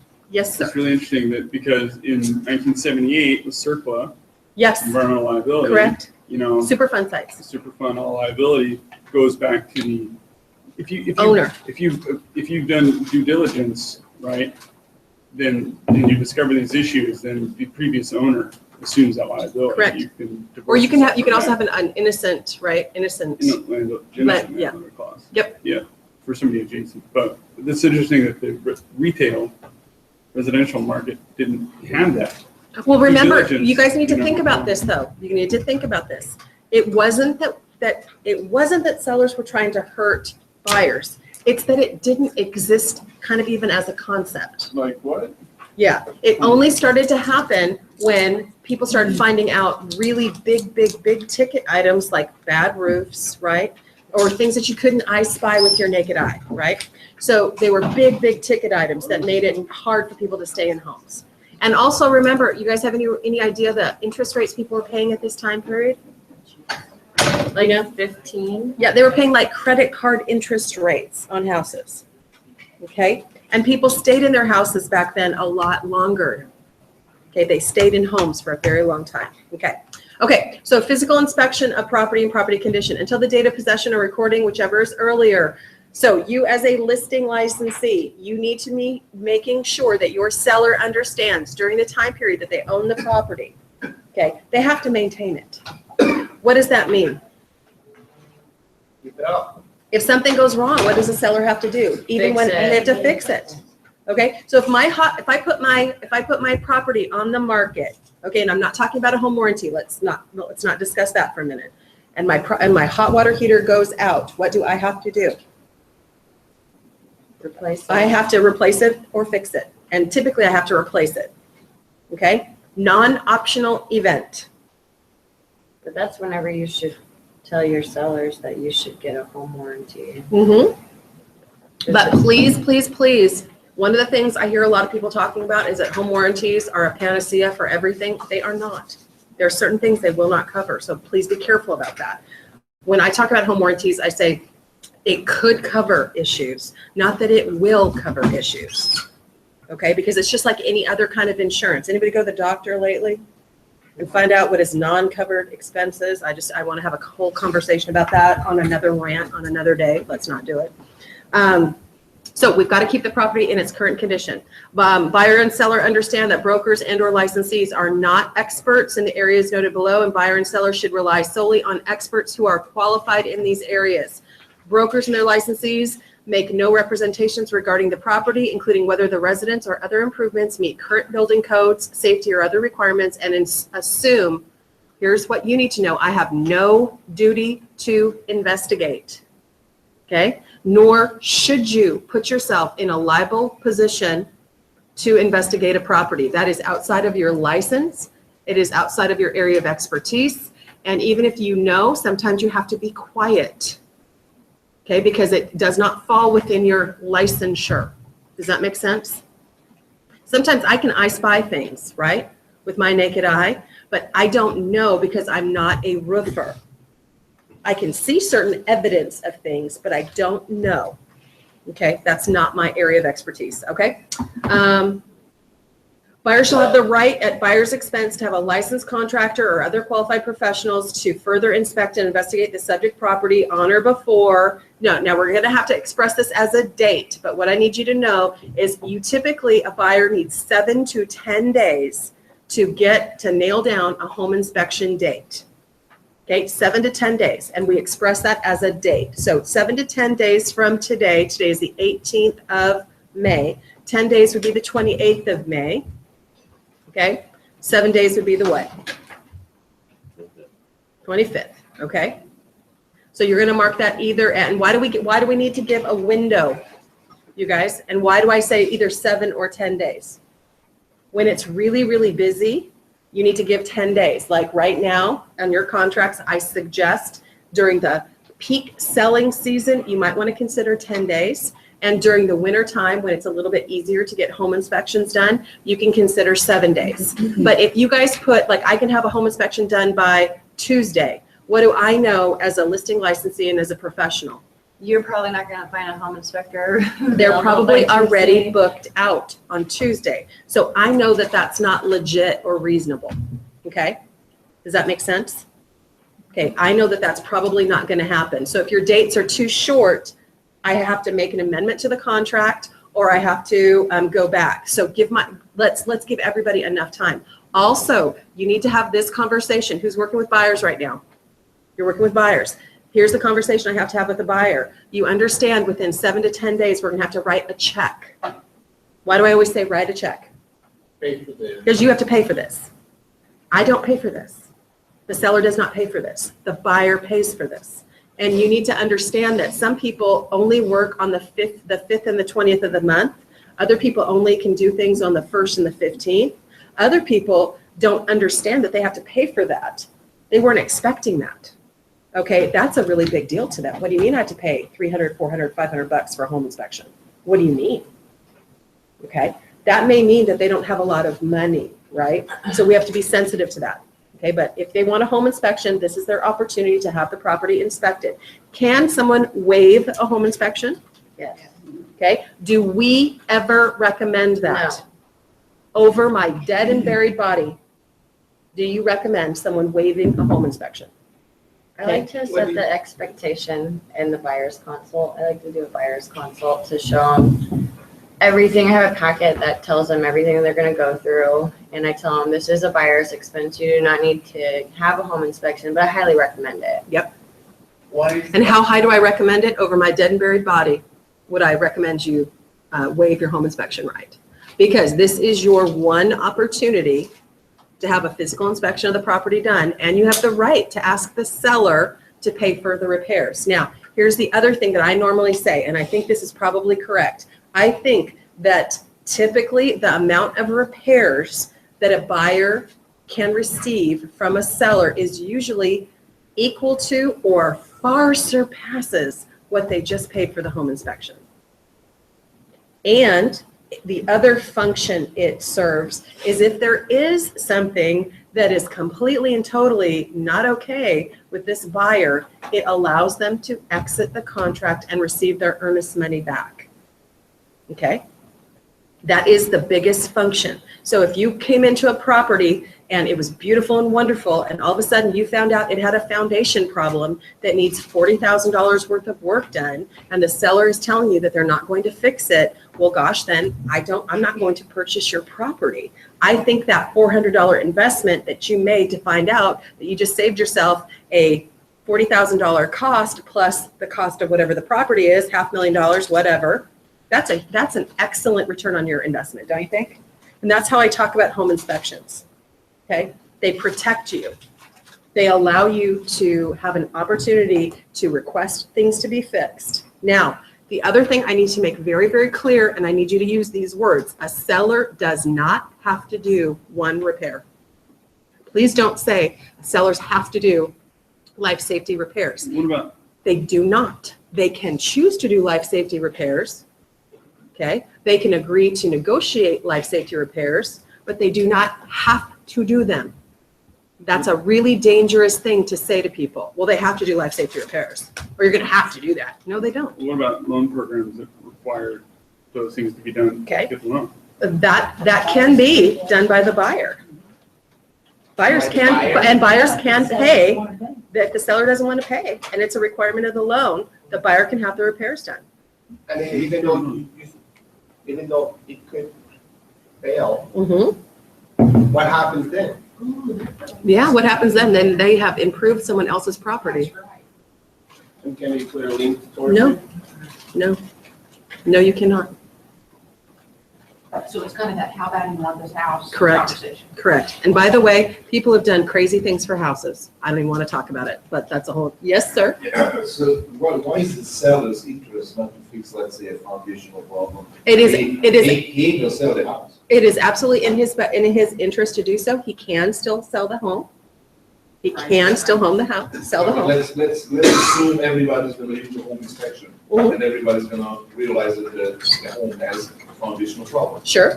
Then I can- how the seller's going to, so it's not his interest to not repair. I will agree with you in theory. It's not to their interest to repair it. Some people don't have the money. They just financially can't do it. Okay, or they won't. So you can't force someone to do something if an immovable object, if the mountain meets Muhammad, and they won't, neither one will bend.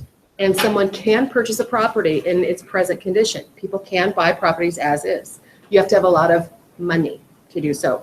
Also, conventional loans, guys, don't even fool yourself. If a buyer is putting more money down, there is less responsibility of the seller to fix anything. Do you all get that? I want you to have heard me. Okay, if a buyer is putting more money down, what does that indicate? If they have money. That they have, so or they are assuming more. So the theory is I'm more financially comfortable. So a seller at times will say, well, they've got money. So if there's something that they want done, they can do it themselves. Okay?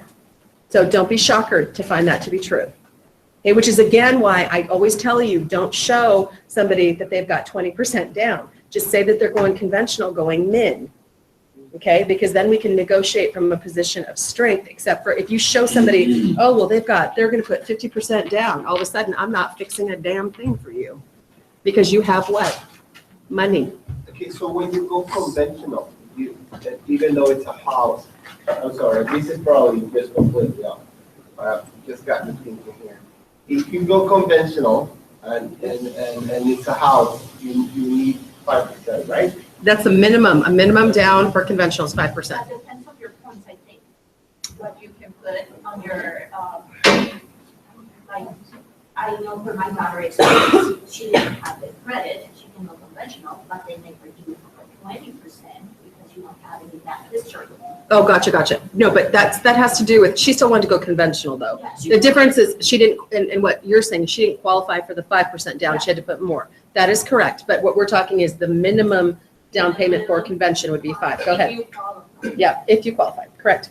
And when you go conventional, you can put up to whatever amount you want. Correct. All conventional means is you are more qualified than government financing. Government financings, what's the point of government financing, guys? First time homebuyers. Low down. No. Low down. 0 to 3.5% down. That's the point of government financing, low down. So if you're doing something other than a low down, okay, then people might assume that you have more money than you do. So that's important for you to know. Also, please be careful with your words. Words are important in our business. We don't say things like, well, the seller has to fix that kind of stuff. No, sellers don't. They can sell their property in its present condition. Everything's negotiable. Everything is negotiable. And FYI, this is the biggest fallacy. Just because a seller owns a home does not mean they have mattresses stuffed with $100 bills. Okay, just because you own a house doesn't mean you have lots of money. Okay, so you might think that, and buyers often feel this way. Well, they own a home, they've got a car. You know, what does a house and a car come with? Mortgage, payments, bills. They got the same bills that everybody else does. They may not have I'm not asking anybody to say anything, but if you don't have tons of cash in reserve right now and somebody asked you to write a check for $40,000, could you do it? Okay, So most people are going to say no, they don't have the money. Now, what are some creative ways? Let's just say, we'll take that same circumstance with that same foundation. You are super smart. It's our job to solve problems. What are some creative ways that we could solve that problem? Will you give me an allowance? Could do an allowance. What else? Would the repair increase the value of the home? Would the repair increase the value of the home? Could we add the cost of the repair to the price of the home? We could, there are something, could we go and get an Alaska Housing or a, who else is doing them? Alaska Housing is doing one and somebody else is doing another one. Primary A rehab loan, a rehab loan. Primary residential mortgage is doing rehab loan. Okay. Ours Yes, is ma'am. Yeah. So let's say foundation thing, so we'll lower the price, $20,000, because that's probably what it's gonna cost. Okay. Could we do So that? Somebody's lender wants that repair. Yeah. Then you could have it negotiated that if the lender wants that repair, then the buyer can pay for it. Oh, how about this, you guys? The buyer can pay for it. A lot of buyers don't have a lot of money, but in theory, they can pay for it. What else could you do? So we could increase the sales price to cover the repair. We could get a contractor like Abraham. I'm gonna point you out. I get a contractor like Abraham who will agree to get paid out of closing, do the work, and then we could have adjusted the price somehow and then pay him at closing for the proceeds. Okay, what do we have to make sure though? And why is that net so important? The appraisal. Why is that net so important? That they're gonna make it. Because the They net's have- gonna take care of things. The net has to cover any of those types of situations. That's why nets are so important. Because one of the things that we rarely talk to sellers about when we go to list their house is how much money they might be into for repairs on their home. Right?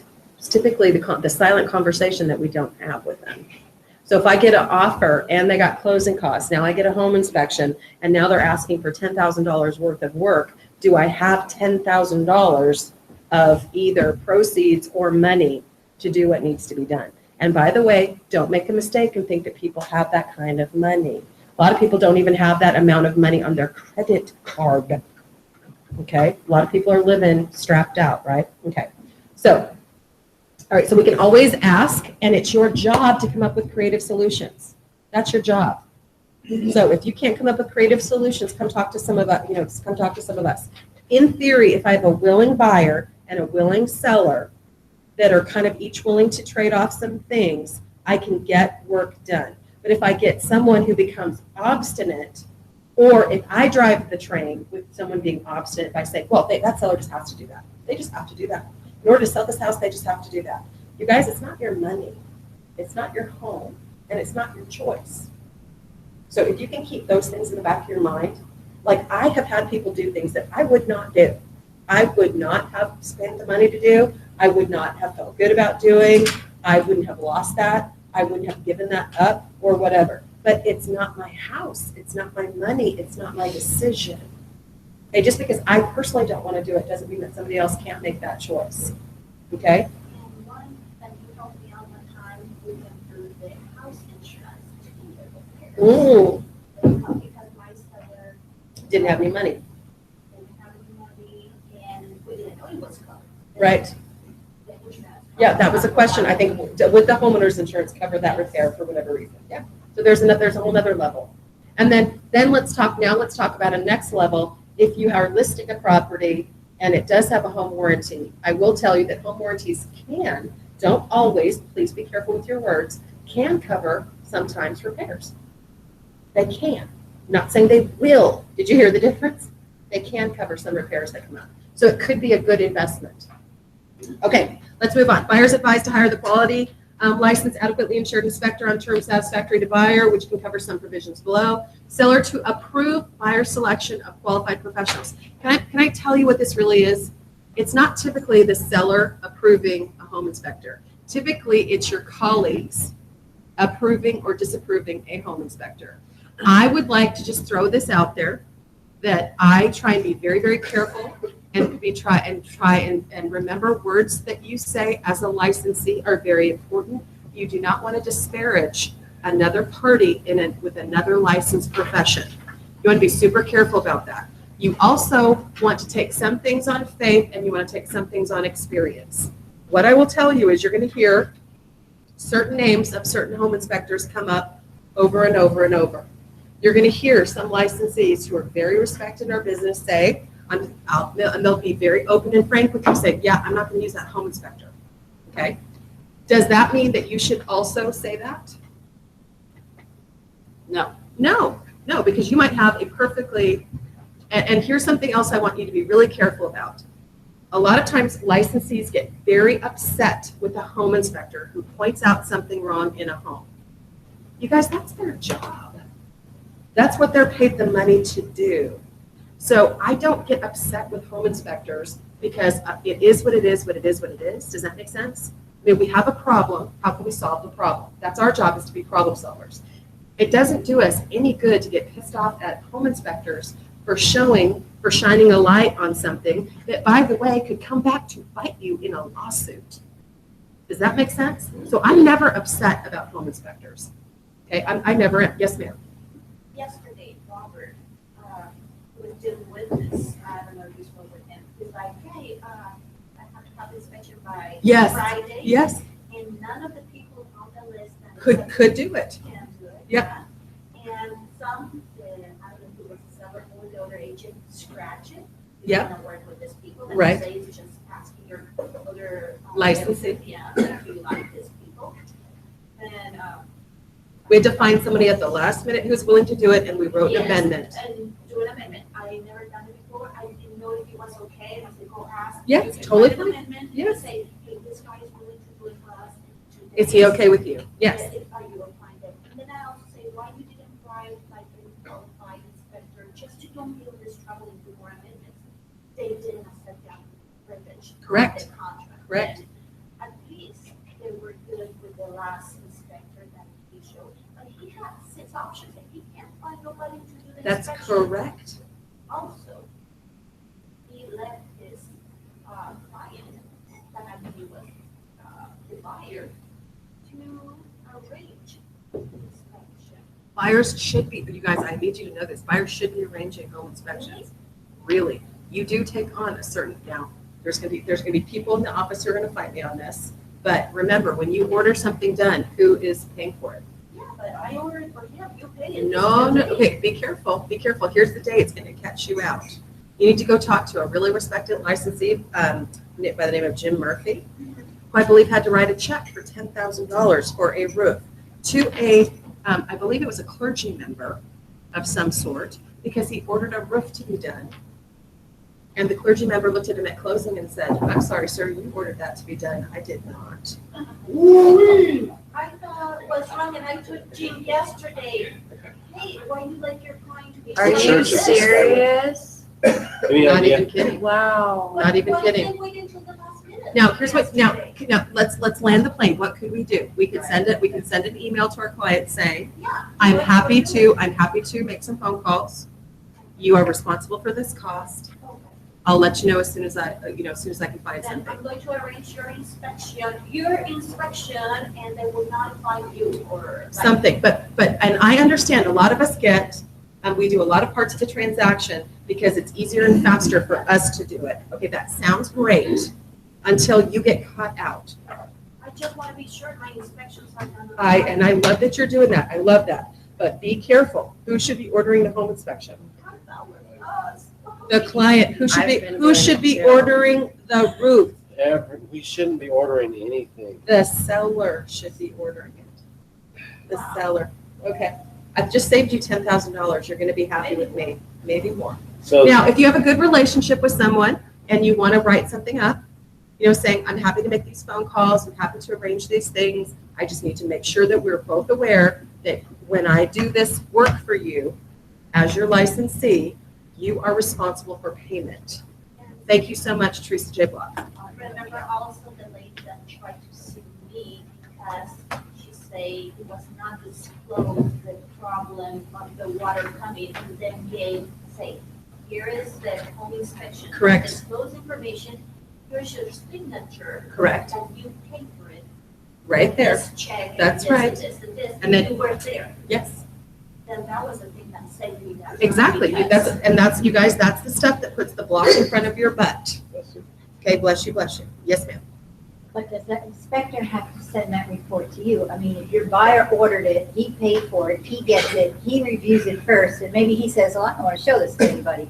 Typically, the home inspectors know that they work with us. They typically send the reports to us. The home inspector I use makes my client sign a piece of paper stating that it's able to be Distributed. distributed to me too. Okay. Yes, sir. And if Okay, not, so- I'm gonna ask for that. So like on the situation that she went through, right? She did inspection and obviously the problem still there. Could the homeowner go after the inspector at that point or how would that work? I can't answer that question. I don't know. I don't know what your circumstances are. I don't know. Go towards the home inspector mentioned. Yes, sir. You have water. So let's say the buyer is ready for the hire a home inspector, right? Yep. Inspect the house. Let's say there are 15 home inspectors in Anchorage, 3 of them in Hawaii, 2 in the Caribbean, busy, and you have no time to find a home inspector. Then what's going on? Okay, then we have to extend the time. You have to write it. We have to write an The amendment. buyer is pissed off because he wants to do it now. That's too bad. Or, I mean, his other option is you can accept the property in its condition. But then we're gonna have a waiver, okay? We're gonna have a whole bunch of language that buyers like take a look at and they're like, what do you mean? Okay. Buyers typically are not gonna move, you guys, home inspections are like, buyers feel like it's their right, right? So typically you're gonna have a home inspection on a property. Yes, sir. So what, is it even legal or whatever? So you got this home inspector and he ain't gonna do it. And he says, I got $300, says you might be there this afternoon, extra. Could you offer to pay someone extra? Yes, you could. Okay. Is that illegal? No. Rush charge? No. No. Rush charge or something like that? No, that's absolutely fine. Also, you guys, and I want to be careful with this. If you're going to hire anyone, and I think we talked about this on Monday, if you're going to hire anyone out of a trade, so for example, you, my friend, are a general contractor, is that correct? You have a general contracting license. No. I'm a specialty contractor. You're a specialty contractor, okay, so Oh, My did- specialties are carpentry. Okay. and paint, carpentry, something else in paint, drywall and paint. drywall and paint. Would you feel comfortable doing a home inspection for someone? No, I will not do it. You would not do it, not if I offered you $500 cash, You can offer me 10,000. and you would not do it. Okay, interesting, okay. Because I don't know, because I don't know, I mean, I have general knowledge. Sure. Stuff. But you're being honest, Anything, right? but, I will not be liable for your, like, especially in big ticket items, you know, I can tell you, I mean, I have done everything, but I don't know if you, like, for example, mechanical stuff, Sure, I don't know how a boiler, operates. operates. I don't know the name of the basic, but I can tell you just by looking at it. Yeah, you can't whether say, it works right or not. correct. So those are big ticket items that I'm not willing to put myself through because it's just too much. Right? Okay. Now, a tradesperson. Electrical is another huge one, Sure. you know? Yeah. There could be a fire, I mean, someone can die. How about the handyman? Could a handyman do it? So in theory, I think you're gonna run into the same question I'm asking Abraham. In theory, people could do something, but here's the trouble you're gonna run into. Number one, does it go on their license? Do they have a bond? Would they be protected? And some of them are gonna say, gosh, that's outside of my area of expertise. The theory being, it says anyone who's qualified to do so. Be careful with tradespeople, okay? Because you're gonna meet folks like Abraham who are gonna say, nope, I'm not willing to do that because it's outside my area of expertise. And then you also have to be super careful. So I've had a problem where a client of mine had a boyfriend who was in the electrical union, okay? And he was he worked out of the union shop, right? So he got dispatched to different companies. So he had a specialty as an electrician, okay?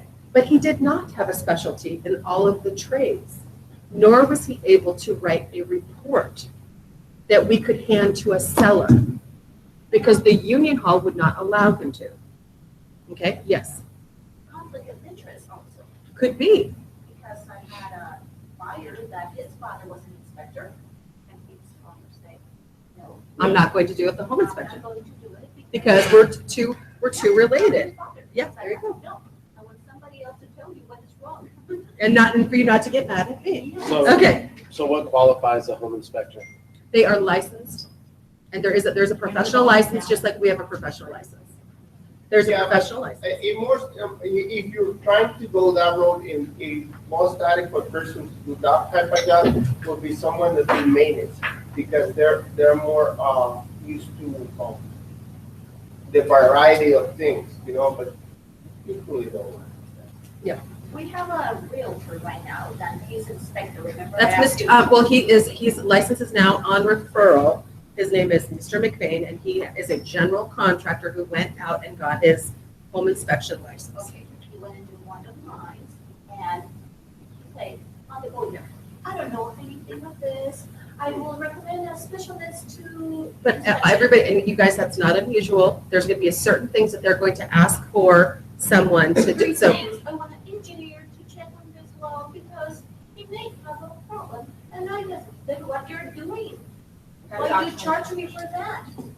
well, but I'm going to tell you right now, when it comes to a boiler, why do we typically write in our contracts We need to- that you have an HVAC contractor go out? Because it's outside of their license. They can't take it apart. Okay. Yep, well septic heating, roofs, foundation, or something where they see that there's an issue, like a foundational issue, we might have to get an engineer, just like Bill had. Yes, ma'am. What did you mean when you said his license is changed to on So, referral? yeah, so he's no longer an active licensee, so he's not your competition. He has an active license at a referral company, he's not selling against you right now. Oh, Okay, but he still has a real Yeah, estate. because not there were in no that, opinion. he's just down the. He's in it, correct. Okay. Correct, okay. So the person who normally is saying who gets to do the home inspection on the house are your colleagues. So when I am writing an offer, I'm calling the other licensee up on the phone and I'm asking, is there any home inspector that you don't like? Why am I doing this? Be sure you're Save time. Save time. You guys, don't fight this one. Don't fight it, okay? I humbly ask you not to be part of the problem, but I humbly ask you, it could save your deal. Just by the mere fact that I ask Evangelina, is there any home inspector that you don't like to work with? And she has multiple offers and she sees that that guy isn't on my home inspector list, might be the reason I get my offer accepted and not someone else's. Because I showed my good willing spirit to work with her. Did you have a question? Oh, no, I was gonna say, I heard, another licensee say that if this guy was on any of the offers, he was on that group. Isn't that interesting? And that could be nothing to do with your client, it could be to do with the home inspector. Isn't that just interesting? Okay. Seller shall make the premises available for all inspections. Buyer shall defend, indemnify, and hold sellers, brokers, and licensee harmless from all liability or property damage during any liens, claims, or personal injury arising from property inspections. FYI, if you or someone else gets injured on the home inspection, that is, I want to say the word TS. Anybody know what I'm talking about? Tough something. Tough. Too bad. TB. Too bad. Too bad. Okay. There is, in theory, there is no coverage for you or someone else who gets injured during a home inspection. Or while you're actually, you guys are also not covered under workman's comp. You all know that, right?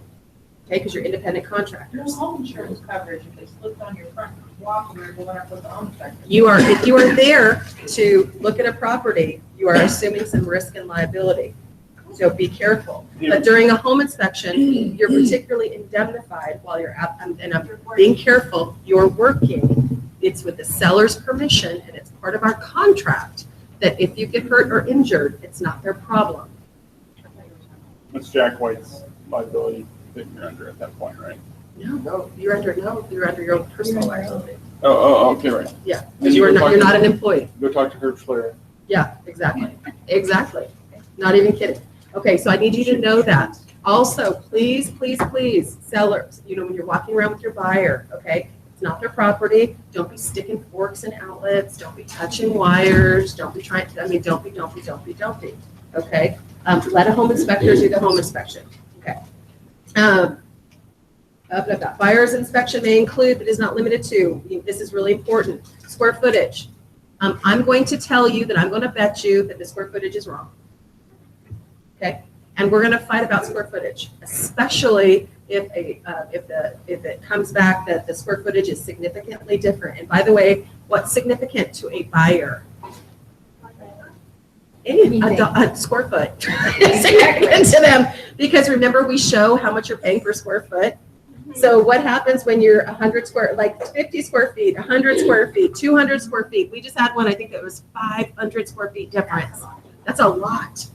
Okay, but the appraisal still came in at value. And now we have a buyer who's throwing a hissy fit because they made an offer on the property.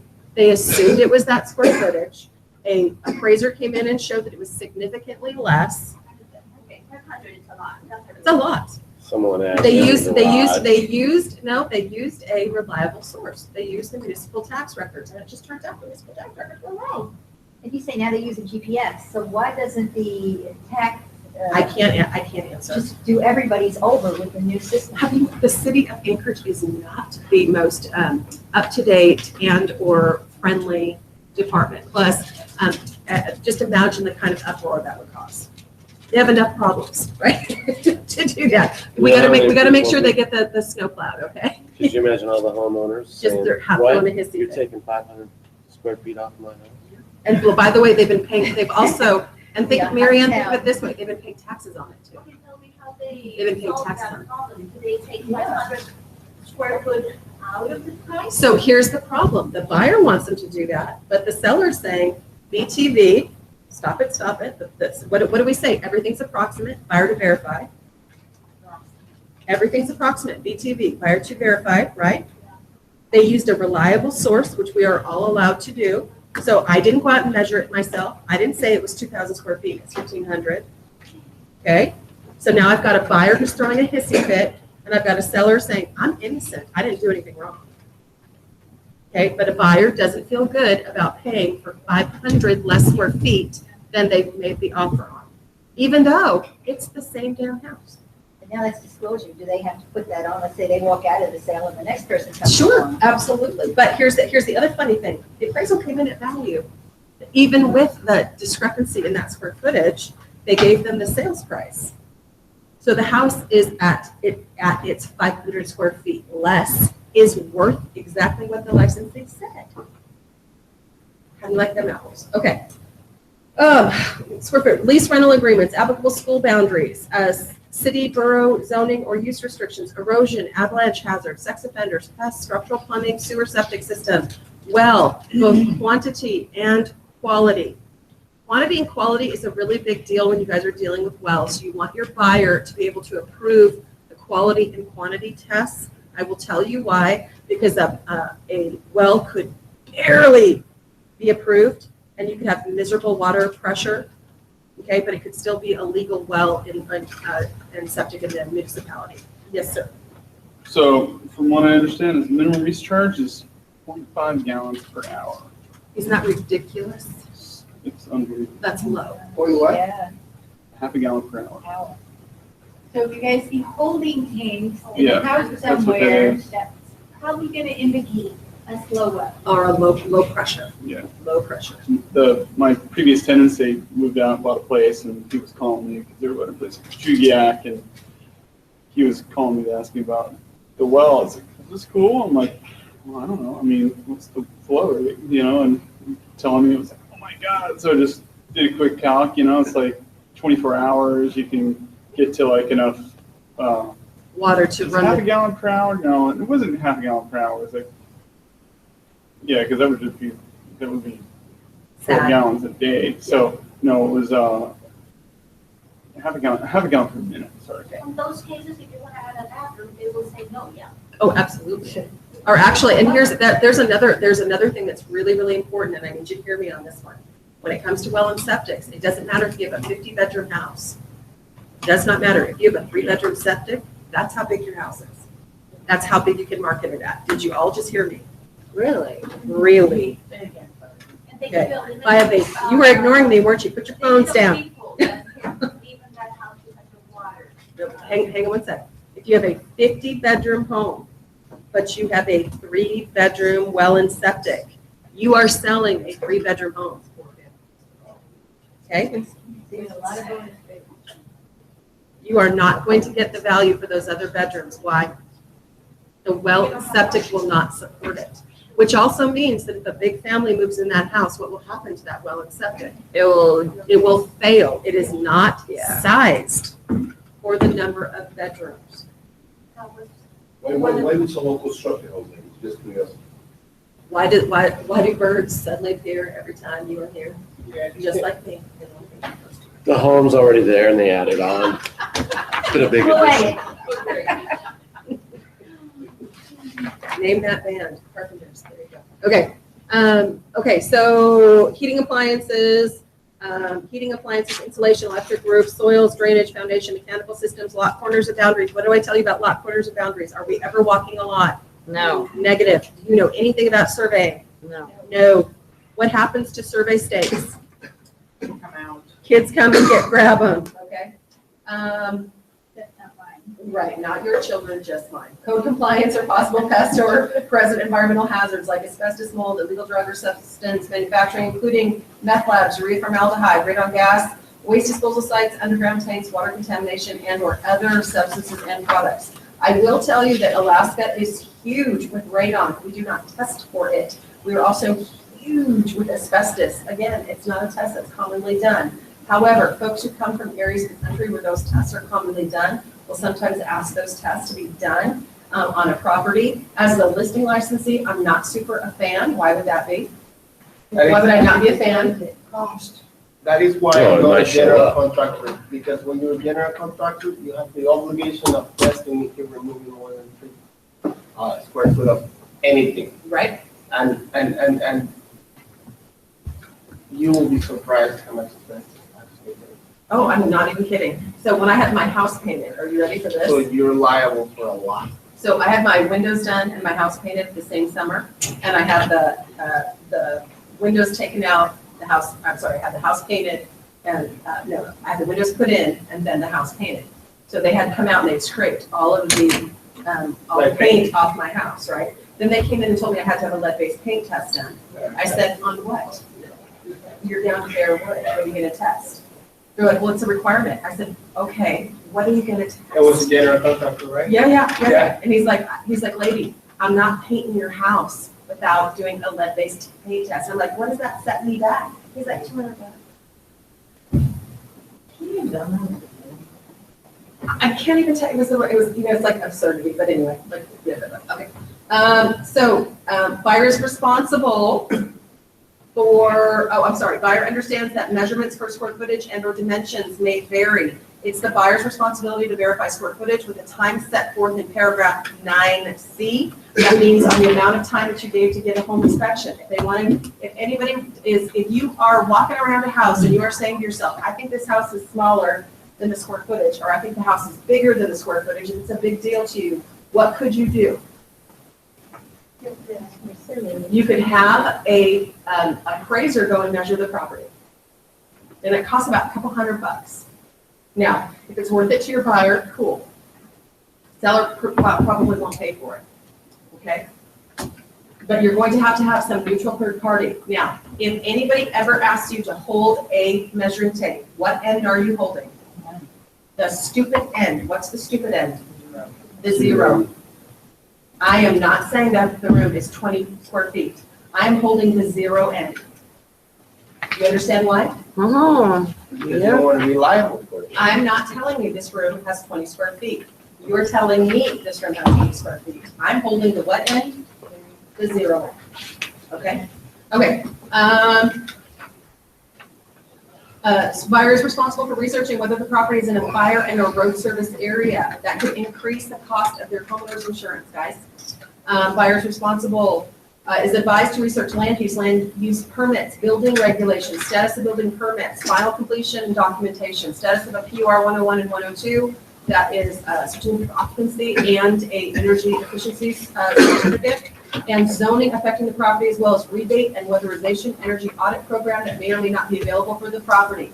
If a property has gone through the energy rebate program, that property is in theory, as according to the state of Alaska, not eligible again to have another energy audit or a rebate program done on it, okay? That program, I think they're right on the money. yeah, they have to build. Did they? Did they? Yeah, Are you sure? Are you sure? I was speaking with a lady that runs the program, something she collects the Yeah. That's, application, yes. and they say they're done, they're not. Well, it They're should make honoring the contracts that were written before. It should make sense to you, because if the state of Alaska says they don't have any money, that should make sense, okay. Buyer shall furnish, here you go, to seller, copies of all reports obtained by buyer concerning the subject property at no cost. We have a responsibility, if there's any inspection done on this property of any kind, we have to furnish it to the seller at no cost to them. Okay, and you cannot hold the report hostage, nor would we ever do that. Okay. Buyer and seller understand that any written reports generated as a result of any inspections and investigation on this property become a material amendment to the State of Alaska Residential Real Property Transfer Disclosure Statement upon the receipt by buyer of any such new property disclosure. Okay, so here's the deal. When you get the home inspection, this is considered all new disclosure. Your buyer has literally 72 hours to decide if they want to move forward or exit the contract. Anytime a buyer gets new disclosure, boys and girls, I need you to hear me, this one's important.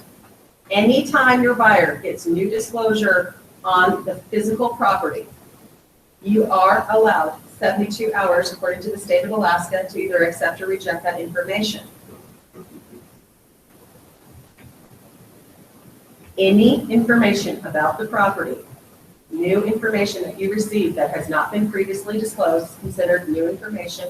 Your buyer has 72 hours to decide whether or not they want to move forward or exit the contract. Do you know how important this piece of information is to you when you're working with buyers?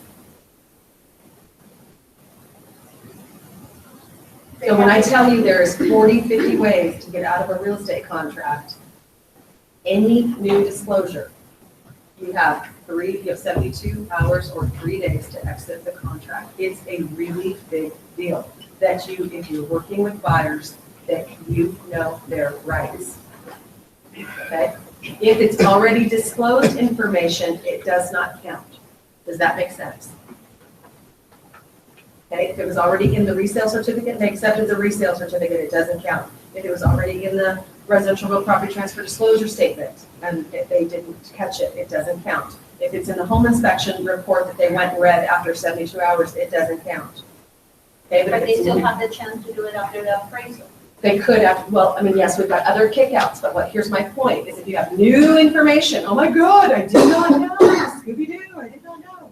New information, you have 72 hours to exit the contract at no loss or liability to the buyer, receive their earnest money back.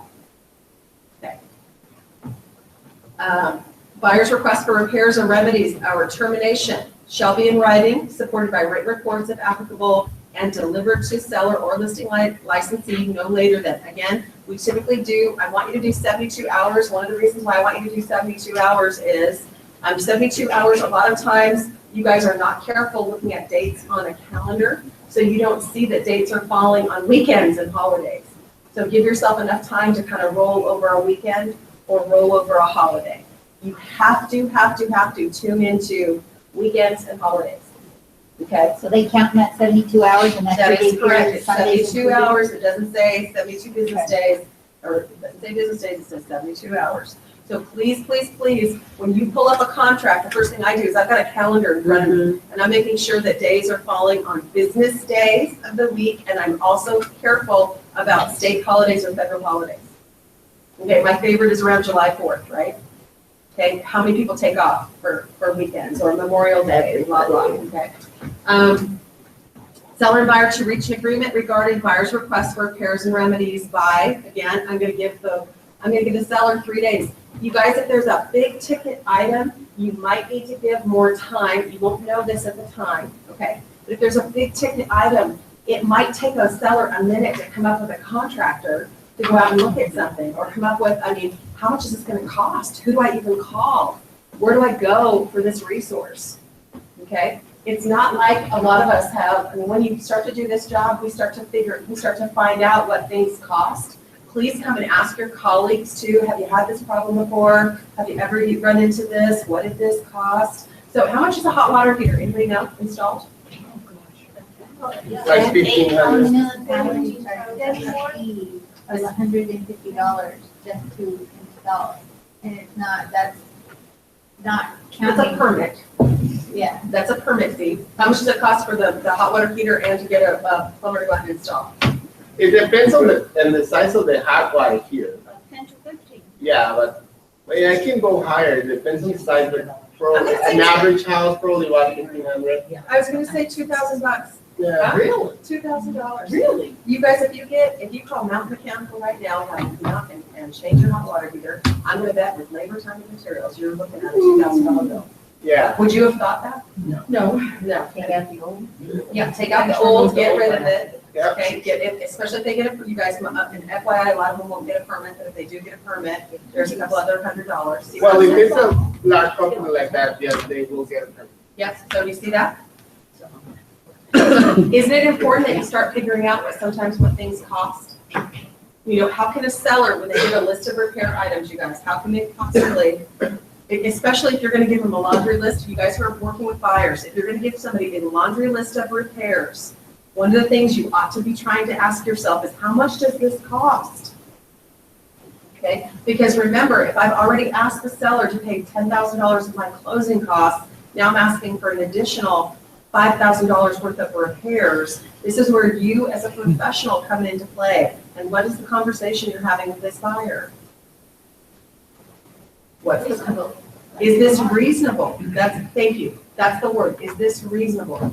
Okay. That's also why when you see home inspection reports, you guys, you want to focus, if at all humanly possible, on what we call the life safety repairs.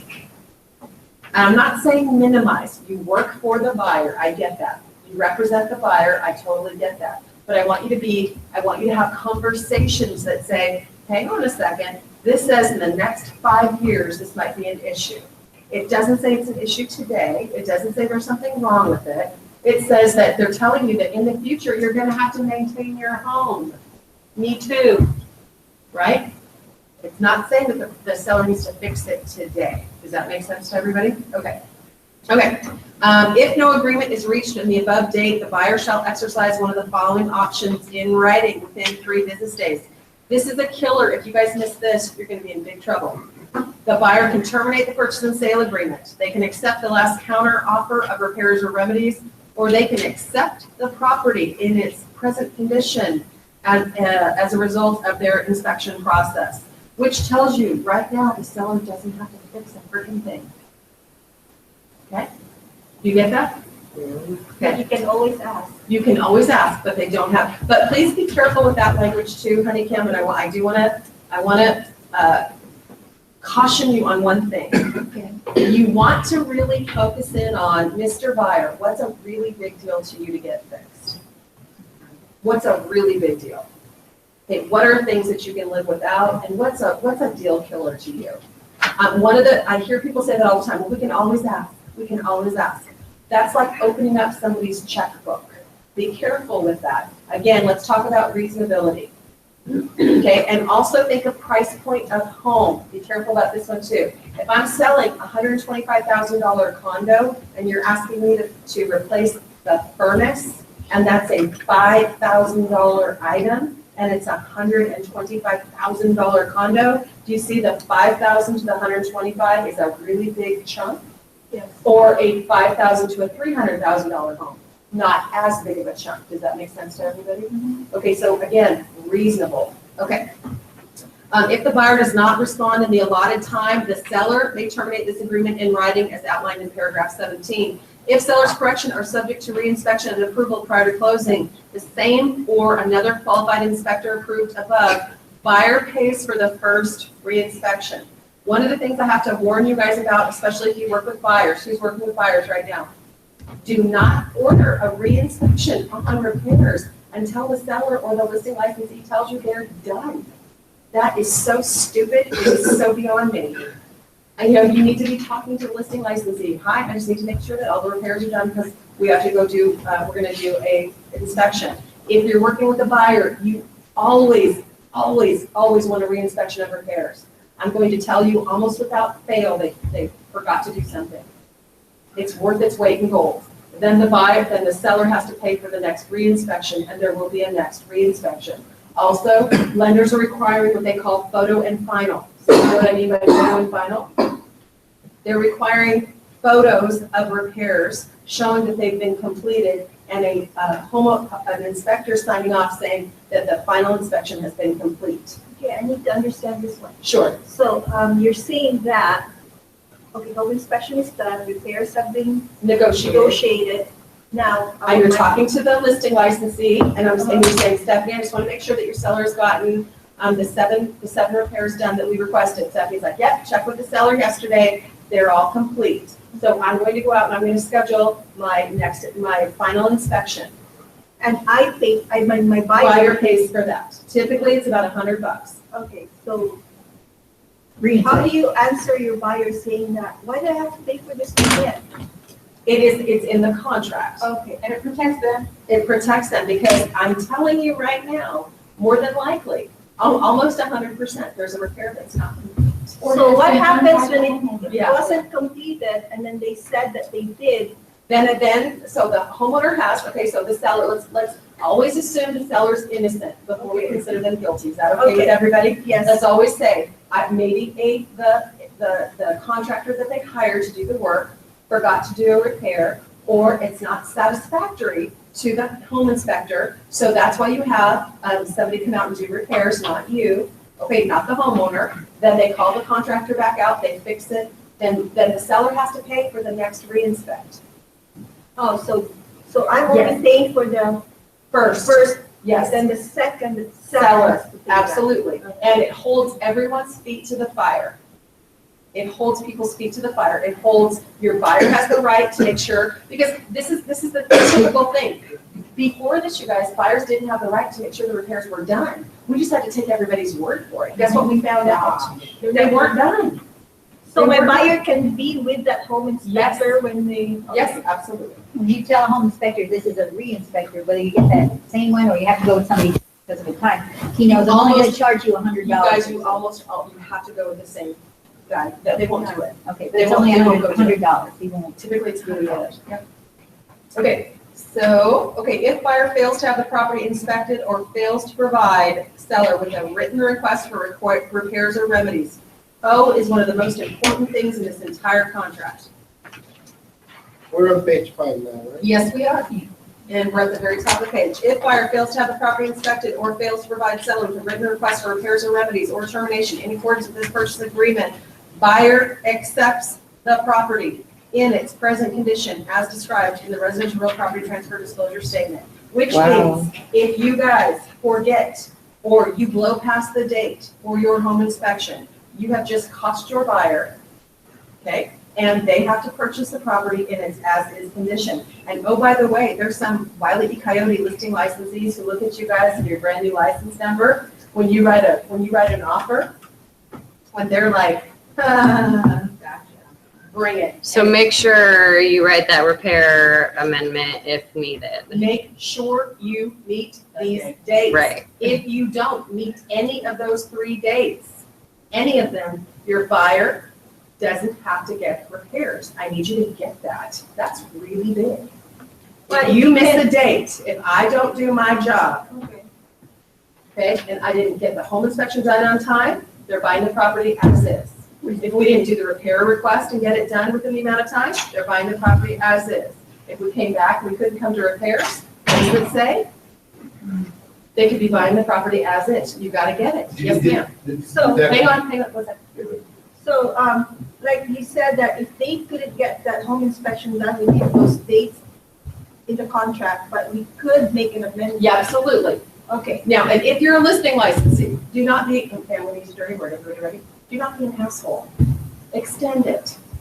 You know, if somebody comes to Zena, if I call you up and say, Zena, I've done everything I possibly can, we cannot get the home inspection completed, none of the home inspectors are available, we need a couple more days, or I need to ask you to approve some additional home inspectors, what do I expect as professional courtesy? Yes, of course. We'd be happy to do that. Send an amendment If right they're now. an A and then they don't wanna approve it, that means I have to get it as is, right? Correct. So, So this home inspection is mission critical. Mission critical. So what if you got everybody's signature except the seller there and they're hedging and we're getting a 24-hour period? Then you can, what can a buyer do? They can walk away from the contract. They can terminate and get their earnest money back. Okay. But the risk is, if I don't meet my dates, what happens? Okay, is this a big deal or a small deal? This So- is a big deal. Did you have a question? No, you're gonna answer the question like extension. Yeah. Okay. so if I send my repair to the seller with what I want repaired and they don't get back to Now you need me, to be following up, right? I need to be talking to the listing license. Right. Yeah. Say, hey, where is this at? What are we doing? Right. What are the dates? So when you see some of us getting, and by the way, this might be why you might mistake some people for being a little bit, you might think they're being pushy or aggressive.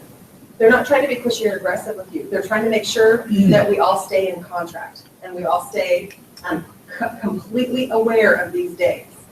This is not laissez-faire. This isn't like, oh, you know, we get it this day, great. If we don't, no big deal. No, it's a really big deal. Okay, yes, ma'am. Last summer I had a closet there, agent I was working with, and my buyer ended up really getting kind of pissy with me. Yes. To the point that I'm like driving to the woman's office because she wouldn't comply with the dates, couldn't get a hold of her, wouldn't return my calls. I'm walking to her office and I'm telling my buyer all that, right? And you could almost feel she wasn't quite believing that, who's really dropping the ball. Right. And I'm like going over and beyond chasing the woman, you know?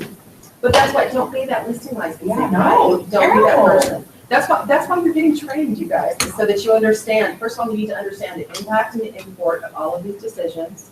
Then you need to understand the contractual implication, because I'm going to bet most of you do not understand that it's an as-is deal. And I'm telling you right now, buyers become your enemy very quickly. And they take your name in vain and they share with other people. Okay? Right? That's right. So except as otherwise specifically stated in this purchase agreement or the residential real property transfer disclosure statement. P is also very, very, very important to you. You're going to be quoting this for the rest of your career. Everybody with me on P? Everyone with me? Except as otherwise specifically stated in this purchase agreement or the residential real property transfer disclosure statement. Recording, circle recording. Recording of this transaction shall constitute buyer's acceptance of the property as is where is at recording with all defects, latent or otherwise. Neither seller, broker, or any licensee shall be bound by any representation or warranty of any kind relating in any way to the property, condition, quality, quantity, except as specifically set forth in this purchase agreement or the residential property transfer disclosure statement, which contains representations of the seller only and which is based upon the seller's best personal knowledge. FYI, once that property records, it's your buyer's. That means if they call you up and say they're flipping out and they say the property froze overnight, I'm so sorry that happened. Once the property recorded, it is now your problem. Darn, I wish you'd had that home exercise. I know, and I also wish you would have gone with me. You would have accepted having a final walkthrough that you told me was no big deal. So do you get this? If you record on the property, you walk in the next day and it is infested with snakes, whose problem is it? The buyer's. If you walk in and the hot water heater has just crapped out, whose problem is it? The buyer's. You are not going back on the seller. So maybe, So I like to schedule walkthroughs the night before, and if there's any issues, I go first thing in the The night morning. before the recording, not signing. That's correct. Yeah, see, I was missing that little window. I think that's better. can you say that again that I can understand? I like to do my final walkthrough after we've signed, before it records. After we sign. Yeah, I might actually do two walkthroughs. I might do a walkthrough with my buyer before we go to signing, and then I might go back and check the property one more time before it records. And recording takes place, The next business day, typically they send everything down to the state recorder's office. first thing in the morning. And we have how many days after recording to get out and not know that anymore? We're done. Oh, we're done. We're done. When literally, when you place this document, when I place this document into recording and the deed transfers to the buyer, we're done. Okay, so you're saying that, before we close, I could bring my buyer in, You have the contract gives you the right to have a final walkthrough. You want but we, to always have a final walkthrough. yes, but normally people will do it like, a few hours before they close. Yes. But it's safe to be there. I mean, you don't have to ask, you can just go in the property and look at it within the first 24 to 48 hours. So what happens, you guys, is you're typically gonna get clearance. The property has recorded right about noon, Okay. right about noon, but that means it's already recorded. But since they already closed, but it hasn't been recorded, then you don't get that. Typically you can go in, but you have to, again, it's not your property till it records. You have to be talking to the listing licensing. Okay, if the property is vacant. Okay, but, and sometimes you don't have the keys are outside of your possession. Oh. Okay, so you gotta think about keys. Okay, you guys need to be 10-minute break right now. How are you feeling? Most important part of your contract, you feel smarter? Or you feel smarter about home inspection? Yep. What did you just find out? Anything new and exciting? Watch the dates. Oh my gosh, those dates are so important. What do you know about recording? You're Well, I'm buying just it. gonna bring my buyer 2 days and 1 day before. Okay. A little early in the morning. Yep, so when you call me in the morning and there's something wrong, whose problem is it? Buyer. Buyer's problem. There's almost, and I do say this, that nothing is 100% certainty, but there's almost no remedy. You guys get that? There's almost no remedy. But if before that, you can still call it off, right? Or That is after- correct. I have stopped recording. I have stopped a document from going to the recorder's office. It was not in front of me, but we did it. And that forced. You're not gonna get hold of anybody on the weekend. So what do you want to do? I'm talking to the person on one. Okay. Yeah, when they open. That's when they're gonna get back to me. I have to- It's the best feeling. It's terrible. Terrible. Terrible, terrible. Number 7, Yes. 7, I was looking yesterday. 052. Mhm. There are two different categories. One is refundable. But and you can call and What category? Non-refundable is breakfast, Where you are bound to the owner or the. just be ready. Get your Builder, name and or the build. myself, be ready that we And can he's gonna. give her a call now. What's the address on the plate? People could be, after home inspection, when we know that people already asked for non-refundable earnest money.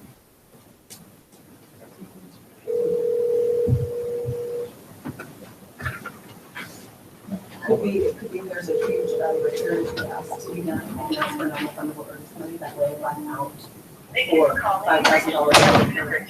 And you're like $3,000 earnest money, I have a guarantee Oh, that if you don't close, I have $3,000. well, let me leave it. So that there's always certain things like what is In appropriate. Seaport Circle. If you just say like, Seaport Circle. this is a good, like, you know, like, That my name is Abraham, the license is Jaguar. I was wondering if I could do it. oh, yeah, that's what it is. Question to this, how come buys a property? And, when prior to this, let's say, for 2 years. The deal was to orders that the buyers have 3 weeks to pay the sample to clear the concerns. And they come to me one year. Now, the question is, I guess I'm stating that you want to tell the potential buyer everything. But what's happening in this situation? Nothing. That is not anything that we ever discussed or we ever disclosed. So let's, okay, well, let's say the new room is coming back to me. Like a month, so this is, you know, jokes. How, Everything we don't want to do. that's just, There's no legal information. The liability runs. Same thing if you buy a house and a bush shop it, or if it's.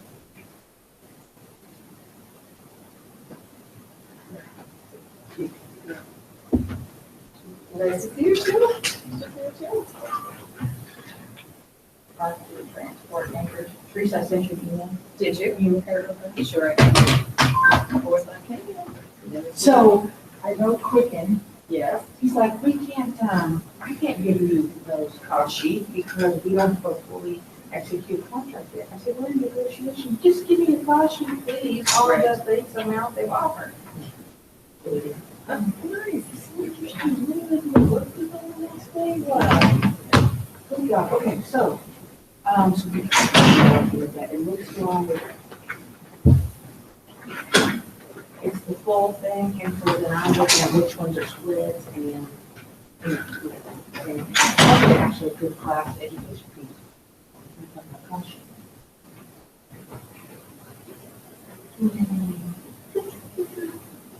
Question. No, happy birthday. Joy. No, what is it? What is it in Spanish?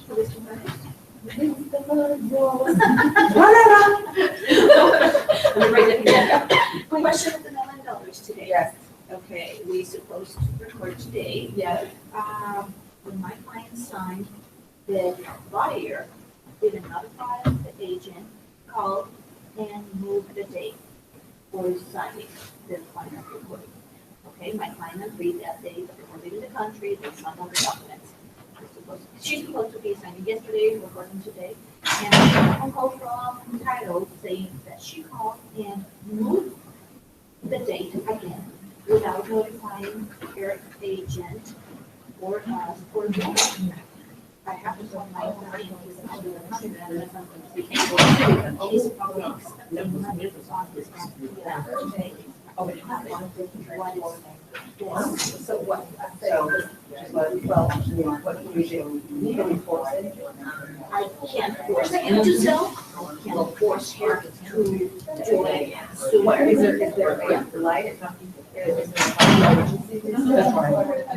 because lady, no, today's owner finance, money is in his pocket. Oh. And she's buying 2 units, not one. Oh my gosh. And she has $15,000 on Tony's money right there, and she had absolutely nothing on the other 15 to complete this deal. James Blackbird. I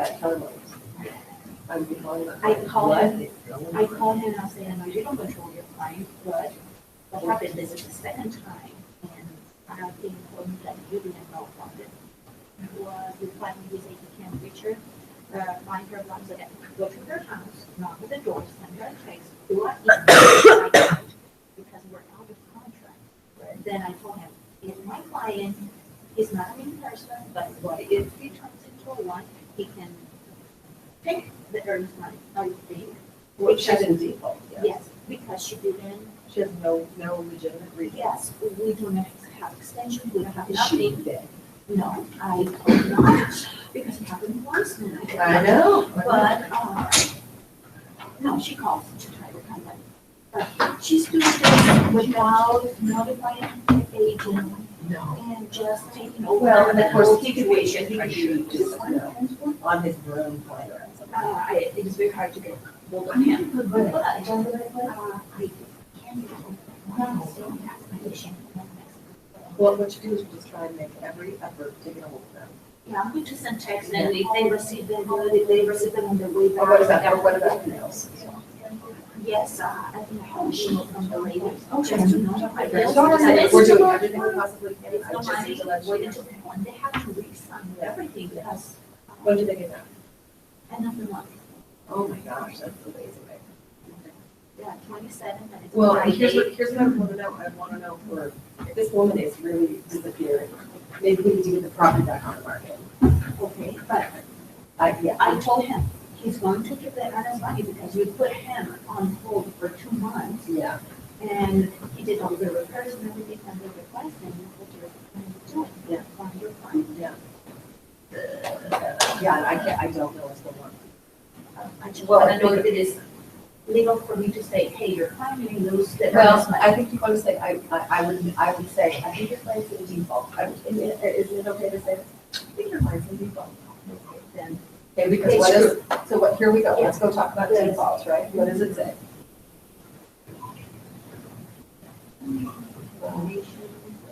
Be Okay. legal right there.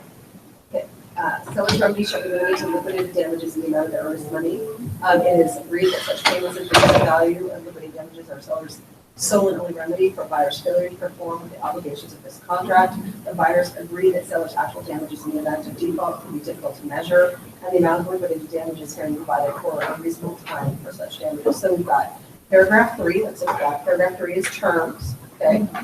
Okay. 7E is what? So I always do this. 7E, did they give you 3 business days? We're past that. 9K, L and M, that's the home inspection. Okay, like no home inspection. Okay, so we're all past these remedies, right? So we're past the remedies. 10C is appraisal. No appraisal, okay. Wait on that. 10E, okay, again, same. And then 11, so I literally sit here and do this. 11B, okay. If obtaining new financing, if buyers are unable to obtain loan commitment from agreed lender by recording date through no fault of the buyer, buyers to provide written notice to the seller immediately upon learning their inability to obtain loan commitment from the lender. You're saying there's no lender involved. Yeah. Okay. If buyer fails to provide notice of inability to obtain loan commitment by such date or as modified by amendment, and this transaction does not record through no fault of the seller, buyer shall be in default. Okay. So I believe under recording, she's becoming in default, right?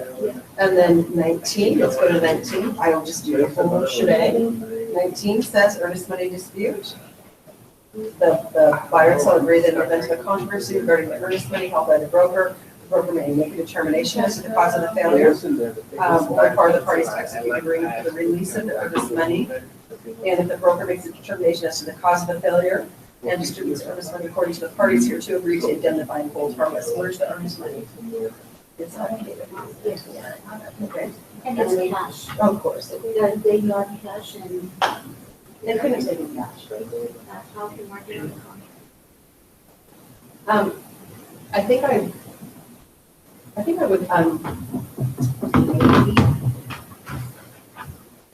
I can't really think that it was in cash. So here's what, And I asked somebody if there's a big date, if they take it, not you. That's your that's their problem. problem, but I don't think they would do that. I don't believe that.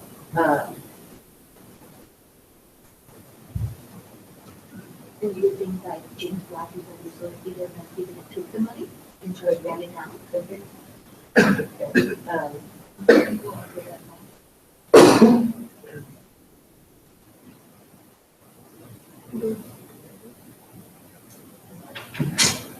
Is this, fragrance?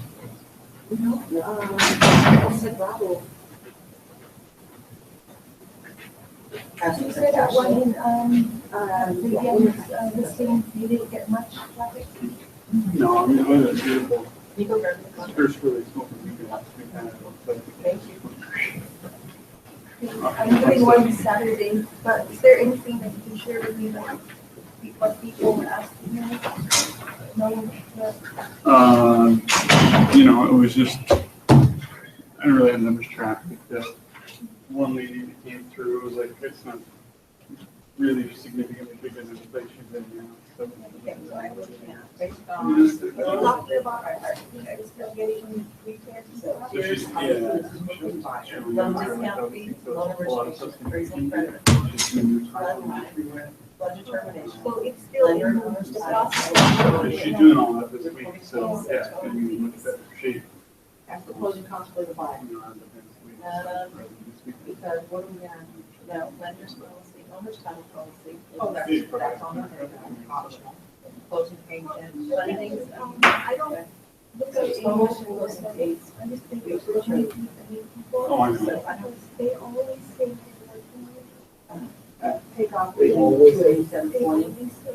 Yeah, no matter if they are or not. Reportedly, it's They are in good, line. right? You just, Well, I'm I'm not, not, did you just agree like to opening any that, right? closing? Just for the, That's good closing costs. Which I. Keep it quick. Yes. That, That's probably the Do most. you enjoy your company? Well, let's go for how they march to. You start bugging people. Oh. Where are you? And I stop. Dollar figures. I know, people always lie. But I'm asking you, what's the loan discount fee? It's kind of, I've almost gotten to the point where I'm like, They're buying down. maybe open houses really aren't where I should be spending my time. Like, you know, The thing is, I've come to that conclusion because I did dozens. Yeah, when I first started. Yeah. Are you agreeing to take your nursing? No calls back. You have to, even if they didn't have a call, you know, I give them my card. No. A few people, yeah, I've given out tons of cards, and I have a few buyers that I've met that I think are gonna work out, you know.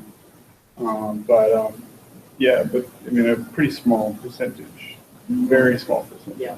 And even then, it's like, they're so hit or miss. Yeah. Like, you may get nothing, so it's Well, like, double check my boxes. Well, the Now thing I know is, it shows just there's put it in the buyers and say. side, your paper, Yeah, well, that's the the pictures there. Yep. yeah, Make sure when you get open house, the pictures there with And anything else I might know. Yeah. Picture This is ad. your estimate. yeah, And then Closing just costs. meet the people. Yeah. Keep your card. Yeah, the thing is, you put it for your- These are people that you have to. Yeah, I would take a chance closer to look and double check. Rather than just handing your, putting out your Give yourself. letters, mail out, so and maybe you not have see to, you. That's true. do a box. That way we don't get And write discouraged. it. I know. Oh, just look at it that way. Yeah. Yeah. Yeah, I just stopped looking at percent that they just used to have their percent. Yep. Like, never gonna have an open house. And I did my research, it's only 2% that people actually buy from an open house. Okay, so, I'm sorry, there was $20,000 I guess, that they said they took an element of cash for earnest money. The buyer has their own out and it's asking for it. This could be people interested. So, because it's owner financing, there's no days you never watched much of this movie. that apply. I'm just wondering is. Wednesday? If you did, yeah, if you did get a home inspection, you did an appraisal. I mean, you know, so all of our. The kids have, like, early release on Thursday. Oh, We have every goodness. time. So I go through and I go, okay, well, that's days. Yeah, my sister, I'm like her taxi driver, it seems like. But she lost her license and, Oh my God. yeah, she needs me a lot. But anyways, she gets out early on Fridays and I always forget. So I always pick her up and drop her off at home and stuff, so she doesn't have to take a bus or anything. So are we gonna have enough time? Whatnot. Definitely can't wait until she gets her license back. That's what I'm saying. I'm thinking they're in the fall. The only thing that I'm now worried about is that she just Oh, told your me sister? the license, he told her that into my crash in Hallelujah. So I said, Oh, it's just UAA. Something. No, she doesn't. She has a job. She's with a college right now, but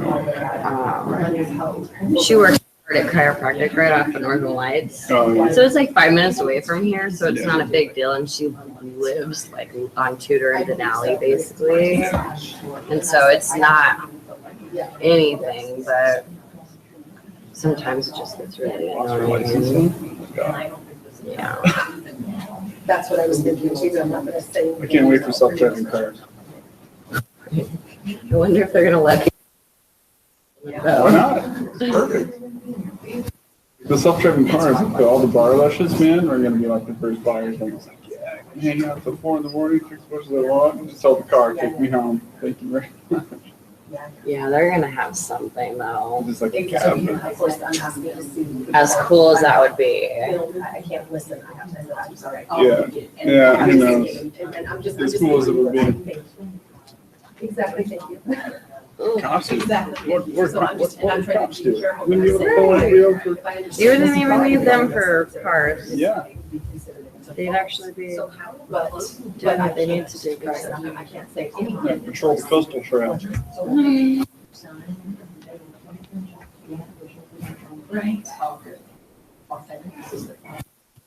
I just can't believe there's no, are they running Crystal Creek Trail?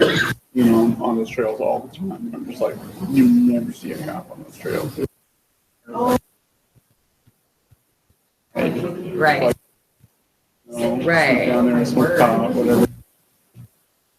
That have already signed and have gone to the There's next. council member coming in. I can't believe it. Not a bike, Sounds like horse, the buyers. Right. something, a go-kart. So anyway, Little dune buggy. The golf cart. Right. What's the problem? Never know. Unbelievable. I know you felt like one. I needed you. I just needed you. Oh, no problem. I'll keep you busy. Okay. Thanks, bye. Okay.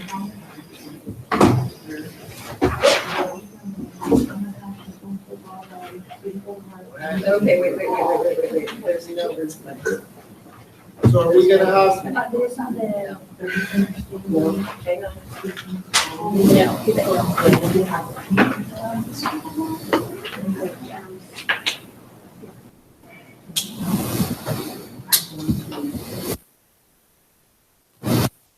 That's the down payment. No, there's no.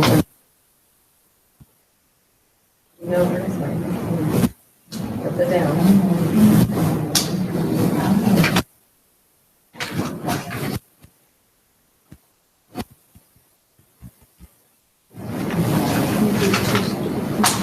Right, there's none.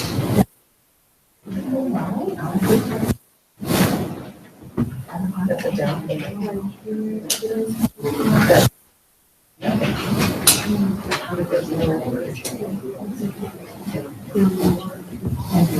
a down payment. So there's nothing free about the title company. Including the next one showing. Zero. $700. But this money should not be given. So we should ask for earnest money.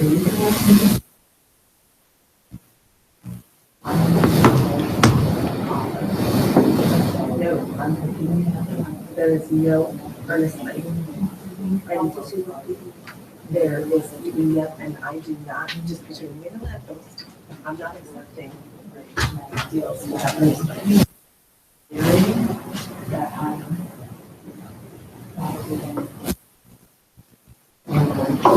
I guess it's easier. I'd be calling Stuart Title to find out if they've been in contact with me. So She calls it. well. There's something right there, but we can't. That's fair. There's no earnest money. Zero. Zero, if we do that. How about you have me review your contracts again? Let's do that. Because I'm not gonna let you accept stuff like that. And this is me. Cash. But look, And that's not mine. nothing, nothing. So it's down payment. So let me help you go through deals. Okay, Let me find, do a couple Okay. calls to find out. let's do that from That now on though. happens if he gets the money, what is going on? Now, so now we're way more interested in this closing, right? Do you feel me? I'm way more interested in this closing. Tell me how it is, okay? Because I'm gonna be in trouble. I'm treating you with this deal, okay? Okay, we're not accepting this shit without earnest money. Let me. I thought you find out can't- tonight you can't after. Make an offer without earnest Yes, money. you And, you get. VA doesn't put it down, does VA put earnest money down? Yes, you put earnest money down. Yeah. Oh, you still do, then why didn't you have an earnest money? Because she didn't read her contract. Oh. Because there was no earnest money, agreed to. So are we ever gonna do that, kid? Is she the seller or the buyer? Seller. So the seller didn't know that she can't do that without The earnest seller money? has no idea there's no earnest money on this property. Oh, Okay, are we we're watching now. Are you guys ready? oh, sure. Okay, now I'm gonna be really happy that this shows up.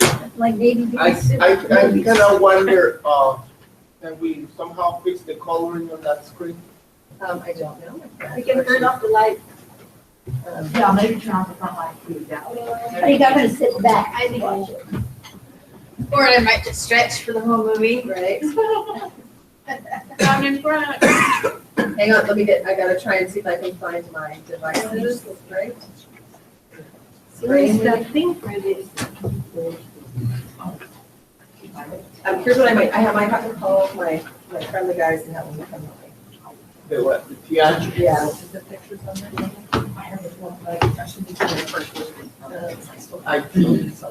IT. IT, no TI? H-E-L-P. Wee, out of control. Where's that light switch? Hang on, there's gonna be some up there.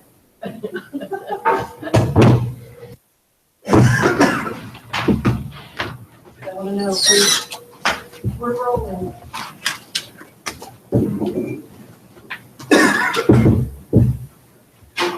Hey there, can you run down here and I need to get a movie playing on the screen? Because it's not playing, there's no DVD. Where do we, Thank you. where do we get popcorn?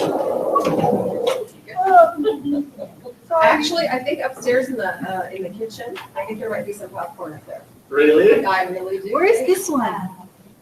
Anyone wants popcorn? That one might always just stay on, like as a security. It might be the emergency. Mhm. God.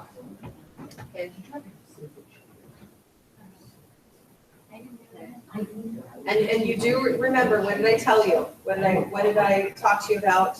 R rating. There's a little bit of inappropriate material. Oh, and this movie? Yep. Is it rated R? Rated R. Oh. Does your mom let you watch rated R movies? Are we gonna have to fast forward that part? Not if I can help it. I totally want to watch. Well, there's a stripper. Oh, there's some dirty words. There's We're some done with dirty the words. sensitivity There's agreement some- for now? There's some For now, I dirty, think dirty so. words. Well, dirty nerds. Movie time.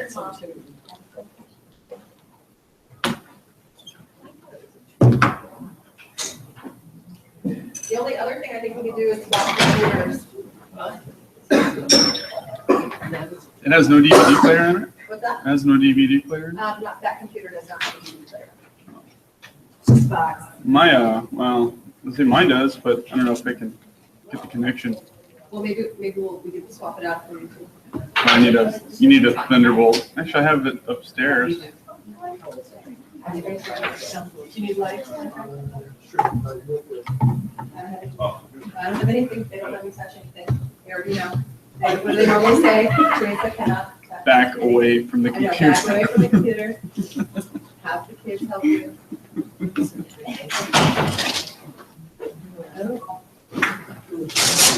It was just that easy. Right? We'll see. He's gonna be a show off here in a second. We'll see.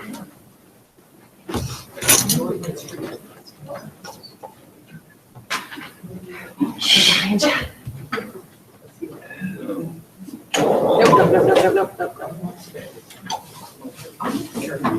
There you go, Alex. He needs to be able to see all his components. I heard something that sounded like sound. I think that's that. Click.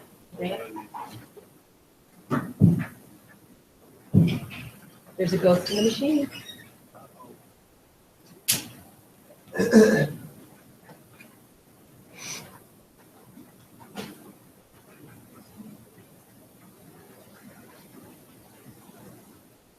Is any TV available capable of showing what you have on the screen of your computer? What's up?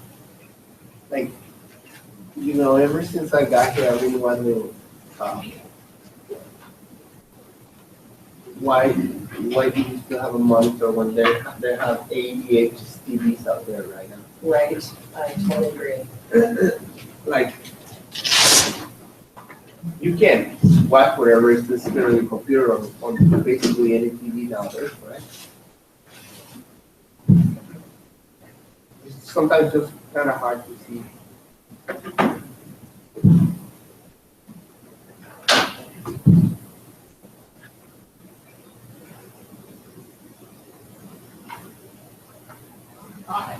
If we have to, we could swap the machine. And by that I mean swap the computers.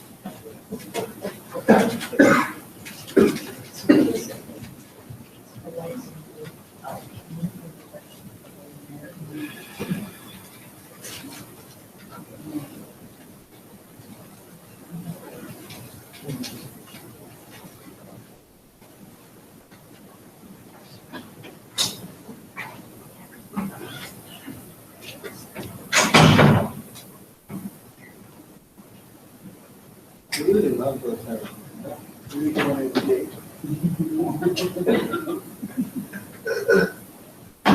That's my lunch, but yes, I do. If I was stuck in a desert island, I could do something. Yeah, I love it. Peanut butter and onion. You know what I really like about it? It's the way the onion kind of soaks in and really, inside of this. Such a great, like, you just grab it and sand. Yeah. Yeah, it's so. Computers? It's just easy to make food. Show I'm not trying to make your life out. Okay, for a reason. Forget about it, it makes the hammer good. The shelf steel. It takes a lot of boxes.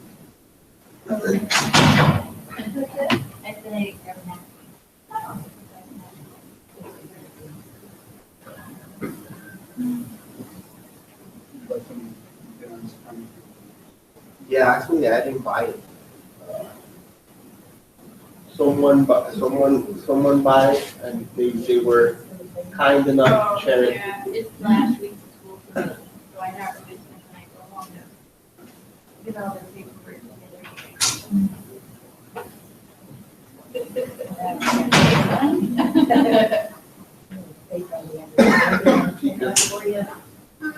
I thought it was,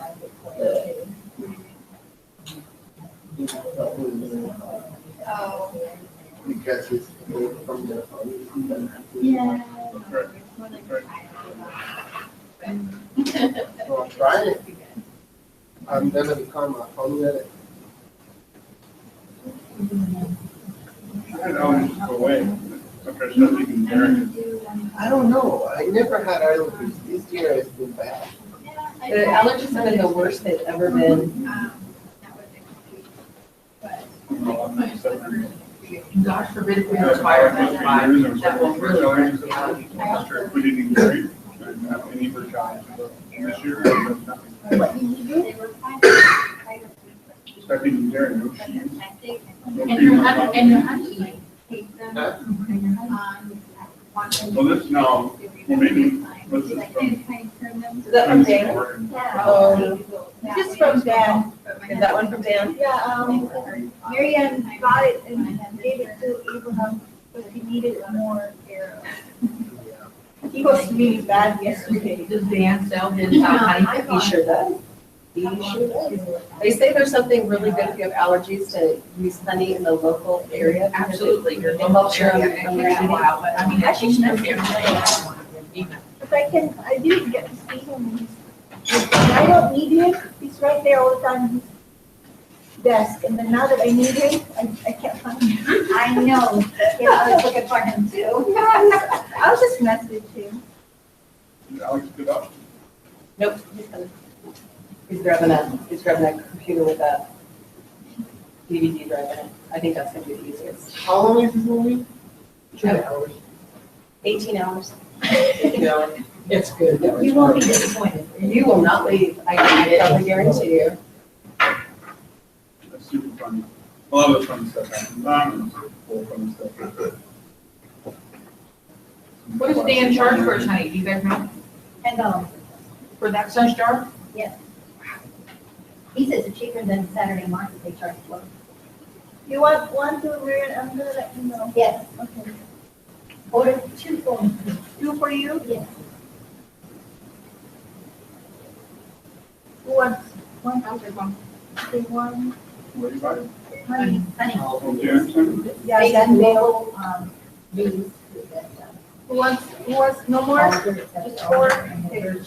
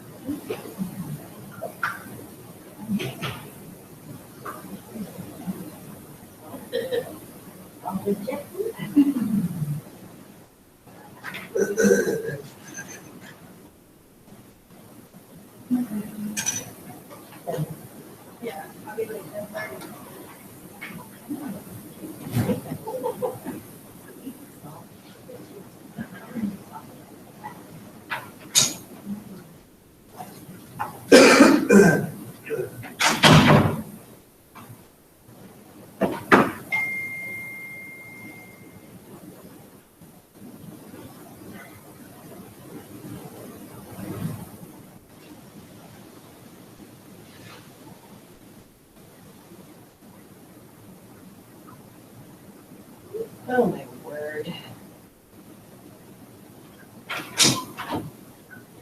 Oh,